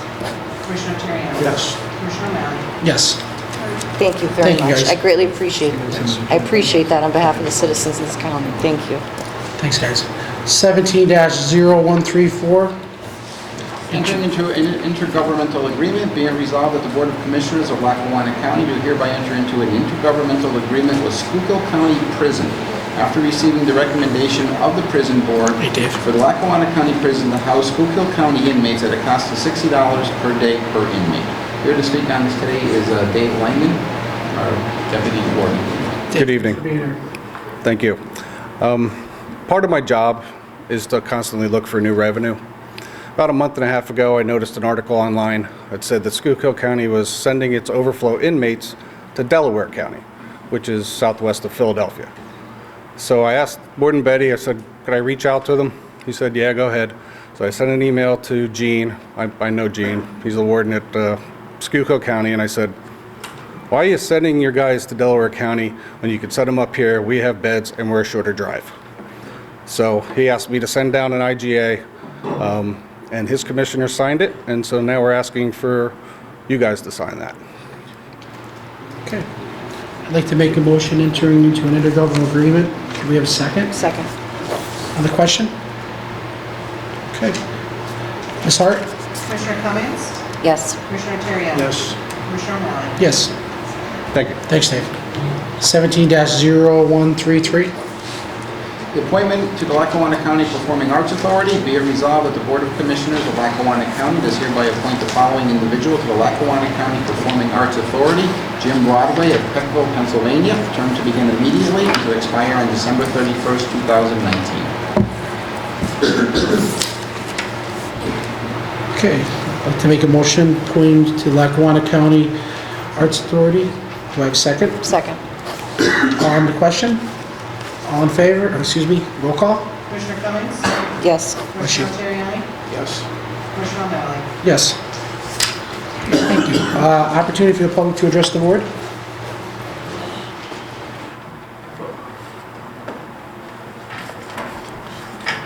Evening, Commissioners. Bob Bolus, I guess Scranton, Dunmore. You know, tonight there was some excellent information put out. You know, Mr. McCarthy and I had a brief discussion earlier, but prior I spoke to Colleen Phillips. She's the Lackawanna County Mental Health Coordinator. I've been involved in the study of PTSD with a clinical psychologist in Sarasota, Florida, Dr. George Linderfeld. Several months ago, I paid to bring Dr. Linderfeld here to Scranton to the Gino Merle Center, where he gave a presentation on the study that's being done on PTSD. He's had excellent results in Florida with some of the people that came out. He's written several books on it. I've been involved as a sponsor with them because of the importance of PTSD, not only to our military, but to people that are on parole, people that have other issues, as Mr. McCarthy had said, and I think it's an excellent program. What I'd like to ask the commissioners today, I'd like to see this really get off the ground right here in Lackawanna County. We have the people, we have the influence in this area, we have the congressional help, we have the Senate help here. This is something that works. I've witnessed it. There's stories of people with the PTSD who came home and never had a night's sleep. They done a couple of these treatments. You know, it's amazing to hear them say, you know, I slept all night last night. And I believe with my whole heart in this, and having been on both sides of the fence, I've been at the county jail, I've been around the system, I've been with veterans, as you know, my mission to Iwo Jima, so I've been all over the world with this. I'd like to ask tonight the county commissioners to consider funding a study on PTSD right here in Lackawanna County with Mr. McCarthy, with Colleen, and the people we have, the educated people we have, those that are putting their heart out on the table right here to help people. In a lot of communities, I've seen it where people just don't give a damn one way or the other about our vets or people that came out of an institution. You know, you're discarded, so to speak. That's not what happens in Lackawanna County. I'm born and raised here. And I've seen, we have a heart here, but we also have the incentive and the considerations for people. We don't try to abuse people here. I went through the parole. I know the whole system Mr. McCarthy's done. I know most of the people there. And I'll tell you, they did it with integrity. They don't take advantage of people. They don't try to push people around. They need help too. And the people in the system, especially you come out of a prison, you've been in there for a while, you lost your assets, you lost your home, you lost that. As you're well aware, if you're incarcerated, you lose your Social Security benefits for the time you're incarcerated. Yet you pay fines, costs, you pay for medical treatment in the jail and everything else. And if you don't have anybody put money on your books, you're in trouble. So people get abused in a different way. And as you know, Commissioners, I've raised this issue about pillows at the jail. No, it's a simple thing. We've just spent millions and millions of dollars in this community between the city of Scranton with the sewer authority, the parking garages, and all the millions we're spending.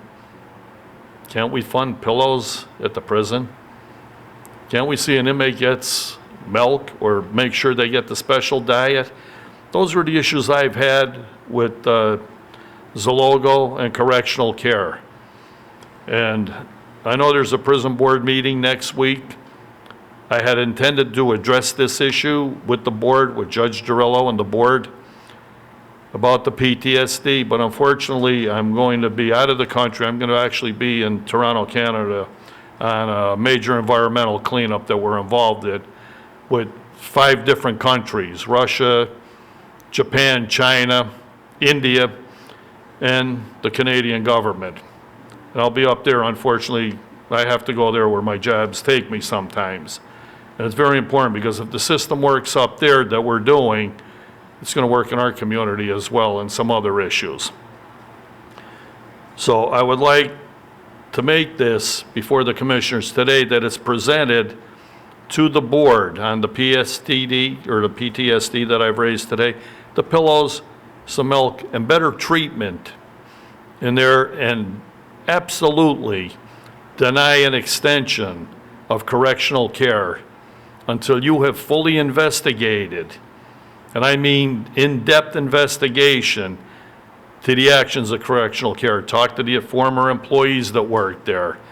They'll tell you what went on. Talk to the inmates on the mistreatment that was there. I could tell you for certainty that I was mistreated by correctional care. In fact, he almost killed me. Okay, with his ignorance, and it was all about dollars and cents. I've confronted him. He was to come before the prison board. He came there and refused. With my waiver of HIPAA rights, he refused to answer the questions of the prison board. And if he had anything to hide, that was the day for him to put it out on the table, and he refused. Just on that action alone, he can't stand and be accounted for. So I'm asking the commissioners, if a vote comes up to extend him when I'm not here next week, that it be denied for the betterment of the people, the inmates, and Lackawanna County. It's just, I'm taking him to court, so you're fully aware of that. I will get accountability out of him because this is a man who was given an opportunity and didn't do what he should have did. And that was wrong. Bob, I have the utmost respect for you, I really do, but I would ask that, please, limit the condemnation of some of the employees when they're not even here to defend themselves, please. I'm just asking out of respect for our county employees, because we don't know the situation and we don't know who's right and wrong. So I would just ask, and I say that with the utmost respect for you, I truly do, you know that. So I would just ask as a medical professional that you give, if you're going to take that action, that's fine, but give the courts and him his due, please. I would appreciate it. I'm just asking for your I consideration. fully respect that. I waive my HIPAA rights to have Zalogo before the board come forward, and he refused. Okay? I made an accusation to his face, not behind his back, and I made it publicly to the board. He had every opportunity in the world to come and address it, and I waived my rights so he could speak freely about what went on, and he refused. That's my issue. And that's an issue, if he's refusing that with full permission, then he has to stand accountable. That's all I'm asking the commissioners to consider. The other thing I have is now that the highway department's out here tying up traffic and causing nothing but chaos for everybody. When they're going northbound, as I brought up in the past, prior to getting to Drinker Street, in the regular lane there, you can't even hold the steering wheel of the car. If they're gonna do anything on the road, that should be graded down or ground down to smoothen that road out, because in the winter, it's a death trap that's going up there. And I think anybody that's driven on that, you think something's wrong with your car. And I walked around the courthouse the other day. Got a lot of cracks out here in the concrete too that need to be repaired. So before we have a liability issue, I'd say maybe get somebody out and start fixing the cracks in our own backyard instead of worrying about everybody else's. Thank you. And Yep. what is the PTSD that you wanted to look at? The PTSD is a treatment that Dr. Linderfelt has perfected. You wanted a study done, though. Pardon? What was the study you were looking for? The study with some funding toward it, and then we will request, or he'll request, people that feel they have PTSD or do have PTSD, as our gentleman here that Mr. McCarthy knows that have an issue with PTSD, that have been diagnosed with it, they'll come forward voluntarily and participate in the study. I'm just asking for some funding out of the county to do the study. I'd like to be the one in the country to take the lead with our county and our people and wake up the rest of the world what's going on. And that's the most important thing, and that's why I came here tonight to ask for that, and the commissioners consider that, because we're putting lives at stake. And if we save one life, we did one hell of a job. So just to educate the public on it, to do a study to educate the public on PTSD? Exactly. Okay. And that's why I'd like to see if we could do it here. Because I believe we have the resources, but we also have the people. And that's the most important part of the puzzle, is the people with a heart that understand PTSD while other people ignore it and have no idea. We need to educate them. And those with PTSD that know in their heart what they have, they'll be glad to come forward because there's a treatment out there. No more than if you had cancer or heart disease or another issue. Mental health issue is one of the worst things we could deal with because people hold it to themselves. It's something we don't see. It's something we can't take an x-ray of, and other issues like we can with other medical issues, as you're well aware of. So I think it's very, very important at this stage that we take the lead in this country on the study and help and resolve the issue with PTSD. Thank you. We owe it to our vets, especially, that have sacrificed everything they've had, and then come back and be looked at like, what are you doing here? You know, so it's an obligation we need to do. Just one thing briefly, I'd like to pay respect to our Rangers that did die in combat. We have a lot of people that have died over there, and I think we need to recognize our people in uniform that are not only giving their lives, they're giving parts of their body, they're getting a lot of other injuries over there we never hear about. Those are the people we need to start taking care of. We acknowledge when anybody dies at our meetings, always, all of our servicemen, and we've been doing it for. No, I know months. that, Pat. We bring veterans in to do the Pledge of Allegiance. We're as pro-veteran as we possibly can be, from Yeah. monuments, anything else we could possibly do. So No. I want to, make sure that's. No, and I understood that Yeah, we do earlier. that, like, if someone dies, if a SEAL dies, we bring up their name, whoever it is. As soon as it comes out, we make sure at our next commissioners meeting, we do a moment of silence. We thank them for their service, we thank them for being here, we thank them for what they do, we thank them for the freedoms that they give us every single day to be able to conduct these meetings, which matter to all of us. So, And I'm we with- always have. Always Pat, have. I'm with you 1,000%. I just want to clarify tonight when I did that some people don't understand what the meaning is when we say it here. And that's what I wanted to clear up. When we speak about it here in the meetings, I just want clarification. Thank you. Yeah, our board of commissioners totally No. respect our veterans, always. Well, now we know everybody out there understands it as well. That's why I brought it up. Thank you. If they watch a meeting, they understand every single time we have a meeting. Believe it or not, a lot of them don't. Thank you. Okay. Anyone else? Come right up. Name and address. My name is Lois Ann Linko. I'm from Jefferson Township. I have you're welcome. I have a question for Ms. Cummings. Commissioner Cummings, I'm sorry. You're against reassessment because it hurts the elderly. I am now, well, for a while I guess I've been elderly. I'm now over 70, and I have paid the same amount of taxes since 1974. We never appealed. My husband and I, when our house was built, we asked the lawyer about appealing. He said, I don't think you have any grounds to appeal. You paid, our house was $28,600 to build. Our assessment is $25,000. My taxes are over $4,600 a year. So I would like some of my neighbors, I've checked in my neighborhood, I've checked other developments in my area where people have homes that are over $300,000, and their assessment might be $1,000 or $2,000 more than mine, which is a little ranch house. So I think that they should do some type of thing to bring the people up. There are homes near me that are assessed at $10,000, and they're bigger than mine. So I think you should give more thought to reassessment.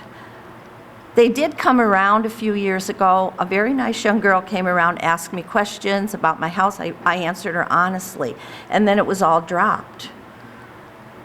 but you also didn't want people to be able to appeal. Now, I've never appealed. Well, it said that you were against people appealing more than once. I've never even appealed once. And I know that you have to pay your taxes, I'm but sorry, I have to correct that. I'm not against them doing anything. What I wanted was to make their names public on our website, which I did. That's all. well, but when you go into the records of tax rolls, I was amazed. I mean, I always thought I paid a little more than everybody in my development, but I can't imagine the amount they're paying, you know, as opposed to what I'm paying. And now, I mean, I'm saying now because now I'm a widow also. So, you know, I can try an appeal, but that doesn't make, you would get more money if you just brought everybody a little more equal. We can't make more money on it, on the reassessment. It's revenue neutral for the whole entire county. You won't make money on the, well, you would make money if you reassessed and the people had to pay a little more. No, you can't. It has to be revenue neutral for the whole county. We can't make more money. Same amount that we're getting now is what we'll get on reassessment. But if That's by law. If people's taxes went up. No, it has to, if you, the way it works is if somebody in this area is paying more and somebody in this area is paying less, it has to somehow equal out, but that revenue for that specific area cannot go up. Our county cannot charge more. We can do a 10% after the vote, but prior to that, we cannot make more money through a reassessment. It has to be revenue neutral for the county, and that's where people get confused. They think it's revenue neutral for themselves in their own home. That's not the way it works. It's revenue neutral for the entire county. So Old Forge is going to make up the difference for Scranton somehow. Do you know what I mean? Where they have to kind of equal those taxes out. But you're welcome to come in my office and we'll discuss it at any time. I'd be happy to sit down with you. And so would John Foley and any of and our fellow commissioners would be happy to discuss it with you anytime. And you should appeal your taxes. And yes, you should appeal. You should. And Absolutely. it does come down to a matter of fairness, though. That's the whole key Yeah. of I mean, I don't reassessment. want to see my neighbors have to pay more, but on the other hand, especially with the school taxes, I never had children, and for 43 years, I've See, and you're the subsidized exact school. person. You're the exact person this is gonna, you're the exact person I'm standing up for, because you have not had a reassessment for all those years. Your property will go up. No. Well, we can argue it back and forth, but you can come and talk to me at any time, and I would be happy to sit I down. assumed mine would go up, but I'd also like everybody else to go up, you know? Some will come down, some will come down. But I'd be happy to sit down and talk to you about it anytime. You really, I would love to sit down and give you why I have my opinions, and you know, I mean, I have no problem with that. Thank you so much for coming in, and please feel free to call the office. Yeah, Anyone definitely, else? definitely appeal that, though. Name and address? Sure. It's Paula Ralston-Nenish, 17 Winthrop Street, and I reside in Jessup. I'm sorry, well, I didn't hear your name, I apologize. Paula Ralston-Nenish from Jessup. I too want to thank the commissioners for holding evening meetings because I don't have the opportunity to join you during the day. And I, like many people here, are interested in county government. So thank you for doing that, and I hope that continues. Perhaps you could put it into your ordinance next time around so that carries through. Great. Okay, so it could carry forward with future administrations. I'd like to thank you and give some praise to not only the commissioners, but also your Office of Economic Development. And I know George Kelly and Brenda Sacco are here. They put on a really good program on Saturday at the 911 Center that was made available to the public on planning and economic development in Lackawanna County. I learned about the program only because one of your representatives attended a Jessup Borough Council meeting, so I do appreciate that too, that you have representatives Community come out. relations. Absolutely. Very good. And that's how I learned about it. So when I heard about that, I thought that's a great opportunity for us, and it was pretty well attended. You gave great materials, great presentations by probably every department head within that function, and the materials were really great to take home and be able to share with our borough officials. They provided lunch and even had an opportunity to tour the 911 center, which was impressive. It is interesting. And a rather calm environment considering it's a 911 facility. So thank you for that. During that session, I did make one recommendation, and I told the group that I would bring it to your attention as well, and that's to offer a future workshop on grant writing. Grant writing, I know, is tough to find grant writers who are experienced, and all of our municipalities, townships, boroughs, et cetera, could benefit from that. I learned that there are a lot of funds available for grants, but it doesn't help if we're not really aware what they are. We can make that happen. We can help you with that. Plus, we have a program called eCivits that's going to be going out to all the municipalities. So that's something we'll make sure that George and his team gets out, because they're concerned with especially getting more grants for all of our municipalities. Right, and I know we need the funding in our communities, and it's just an awareness, not even knowing what type of grants are available. Plus, if we do some of the work, then we could also help make your process on the county side more efficient as well. Then two issues I did want to bring up. First is, you mentioned the Lackawanna Heritage Valley, the trail, and I don't know if this is a question you can answer, but I noticed that in some towns there are markings on the roadways where the trail would cross over a street. And sometimes there are markings clearly marked, bright yellow signs showing that there's bicycle and walking crossings and an indication that it's the trail. But then in others, there's nothing, and they're dark areas. And especially when we have our local races, even our trails, people using them every day, it could be a hazard for those who are driving and those who are actually using the trail. So I didn't know if that responsibility fell on the boroughs and municipalities to put in place, or whether that's actually something that the trail can provide, or if there's, again, grant funding for that, where we can make all of our areas safe, that those who using the trail can be safe. Bill, can you bring that to Heritage Valley? Yes. I also know that they are currently working on a signage program that they're implementing right now, but I can ask them if they did directional signage as part of that. Okay. I happened to notice one in Archibald, and I thought that was really well done, and I didn't know if that was the standard for all of the other areas within the county, so thanks. And then second, the other reason why I was here, which was already brought up, has to do with the countywide reassessment. I read in the paper several months ago that the chief of staff was performing some research to gather information to present to the commissioners to determine if this is something that will be worthwhile for us to pursue. And I haven't heard much since then. It's coming up soon. I know he's not here this evening, but my question is, with that research that's going to be presented to you, will there be a public hearing so that that information can be shared, and it gives the citizens an opportunity to review that information and ask questions, perhaps rather than meeting individually? I know this impacts every taxpayer in our county, and it would be a good opportunity to be able to share that information and ask questions. And hopefully that all that information, and you take taxpayer input before you make any decision whether or not you would pursue this assessment. So I'm not sure if you have a plan for that, if you can share that with me, or if it's something that's still in works. There's nothing at this time. Okay. Until he comes back. So will you notify us in the newspaper, at another meeting, just so there's advance notice so we could participate? We'll make sure that the agenda's put out online for everybody to know. The agenda's put on 48 hours before usually. We'll make sure it's out way in advance. Okay. Do you plan a special session for that subject, or a regular county commissioner meeting? That's something the commissioners will discuss. Okay. If you could do a special session, I'm sure many people would appreciate that. That's all I have. Thank you for your Thanks attention. for coming out. Thank you And thanks very for coming to the 911 Center. Anyone else? Okay, Commissioner Cummings? First, I'd just like to thank you for your help on the tabling of that. I appreciate it very much. I really do. Also, in regards to Bob's request, I'm sure if we're in need of a study for PTSD, that's absolutely going to happen with our board, because everyone up here, and I think everyone in our county in general, I can speak for everyone, would absolutely agree to do something like that to help our vets. I don't think there would ever be a problem with that. We have two events that I'd like to talk about. Tomorrow is the National Day of Prayer, and there's going to be an event held at the county courthouse from starting 12 noon tomorrow until 7 o'clock at night. And I would hope to see many people there, if not all of you. But they're going to have many different programs going on throughout the day. They'll be stopping different areas and praying for different government offices and businesses throughout Scranton.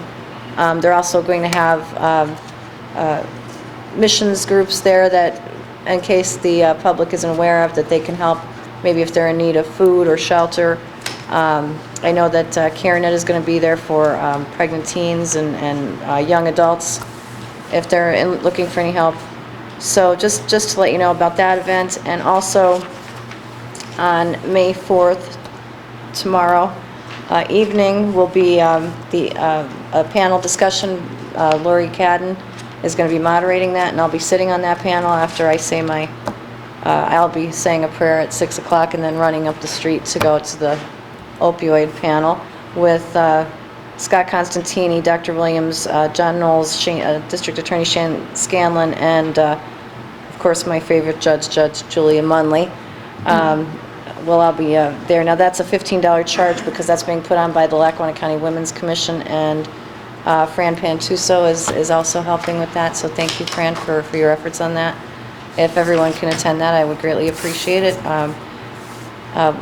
We really need to look at some of the other areas that have not been paid attention to, and that would be the medical aspect and the personal responsibility aspect, and how we got here and what we can do about it as individuals, and make sure that we continue to look out for that in our families.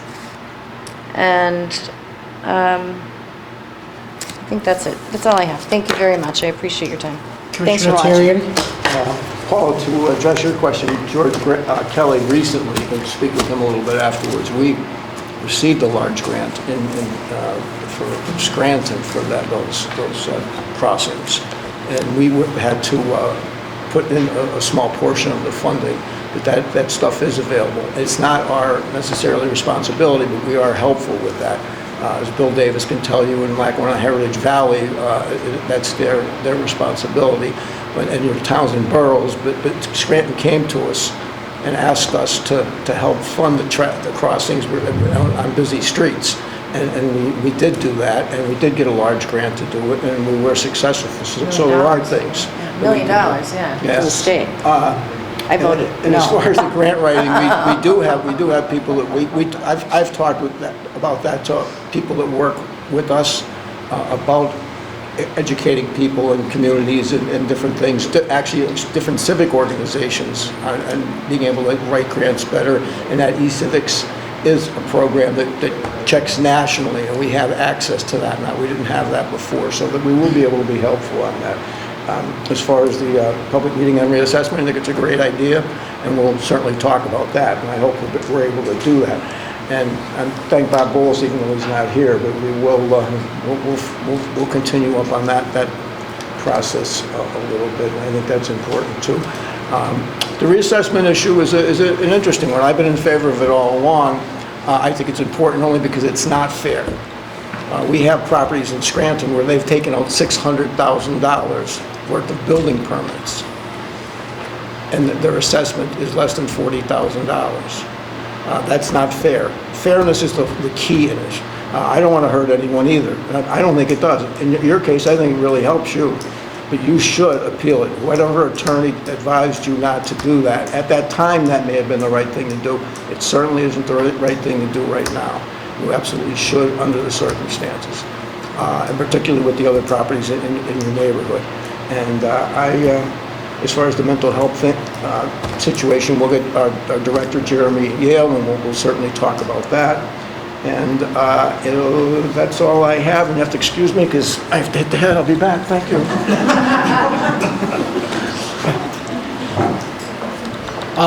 The e-civics, that's something that we've talked about. I've been pushing for this for the last 2 years, and we got it approved last year. It's a program that shows everything that's going on Blacktop, everything that's out there. Anything that's out there, we can go and look at. But the idea that you're looking at is for everybody to be grant writers and be able to do that. So that's something we can work on with the Office of Economic Community Development with George and his staff. So yeah, that's absolutely something that was on our radar anyway. And the e-civics is there to help all of our municipalities throughout Lackawanna County. The post-traumatic stress disorder, this Board of Commissioners has the utmost respect for all of our veterans, and it's something we'll look into, and Billy McCarthy will have him meet one of our judges, and we'll talk about that in the near future. Also, I'd like to, some constituents have been approaching me about Lake Scranton. It's still closed. So Donnie, when the chief staff gets back, if we could do a letter to America Waters wanted to find out when they're going to be opening, because people love Lake Scranton, they love to walk around Lake Scranton. It's been closed for, a month and a half, 2 months at this point. I'd like to thank Dunmore Borough, Neighborhood Crime Watch, Gary Duck, the president, and all the citizens of Dunmore for having us in our community. And I'd like to thank all of our department heads. I'm proud of each and every one of you and your teams. They really matter, and I think all of you really know that. That's how I feel about all of you, and our board does too. You do a great job, and I'm glad that you're all here in case there's questions that need to be answered.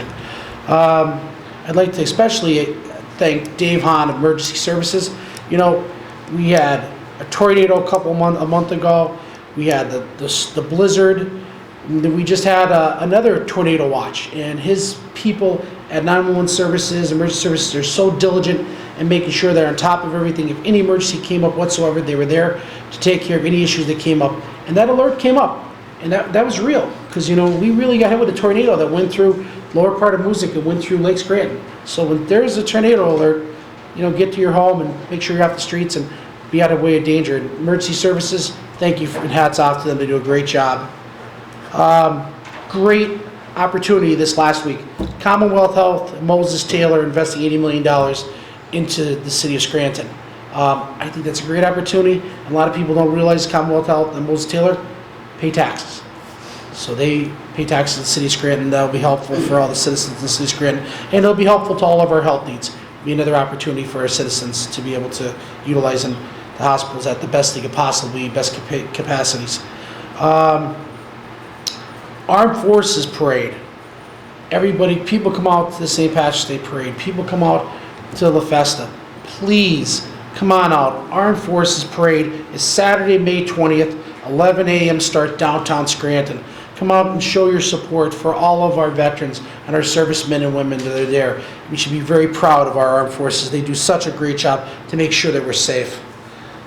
This coming Saturday, we have a fishing derby up at McDade Park, and it's going to be from ages 4 to 12 years of age. Food, refreshments, trophies, and anybody has any questions about that, you can call 963-6764, and the first round for 48 will be from 11 a.m. to 12:45. Registration starts at 10:30 a.m. And then for 9 to 12 years of age will be 1:15 to 3 p.m. and registration is 1 p.m. Please make sure you make it up to that. It's a great fishing derby. Also, we have our job fair that's going to be coming up on Thursday, May 25th, and we have 60 vendors, business owners that are coming in for jobs. So if there's anybody that's looking for a job, full-time, part-time, please take a trip up to PNC Field, 235 Montage Mountain Road, and that's Thursday, May 25th, 1 to 5 p.m. Be dressed for success. They might interview you right on the spot. You might walk out the door for the job. And this is our 5th annual job fair, and this is helpful to all of our citizens in Lackawanna County. Also, we're going to be having our bike safety fair May 13th at McDade Park, and that's 10 a.m. to 12 p.m. There's going to be a bike giveaway. There's going to be free bike helmet fittings, hot dogs, the bookmobile, fingerprinting by the district attorney's office. Please come up. It really matters, and make sure that everyone's safe. So that's 10 a.m. to 12 p.m., and that's at McDade Park. And last but absolutely not least, I'd like to wish all of our mothers in Lackawanna County a happy Mother's Day. I'd like to make a motion to adjourn. Second. Roll call? Commissioner Cummings? Yes. Commissioner O'Malley? Yes. Thank you, everyone. Thanks for coming out. Thank you to the citizens of Dunmore.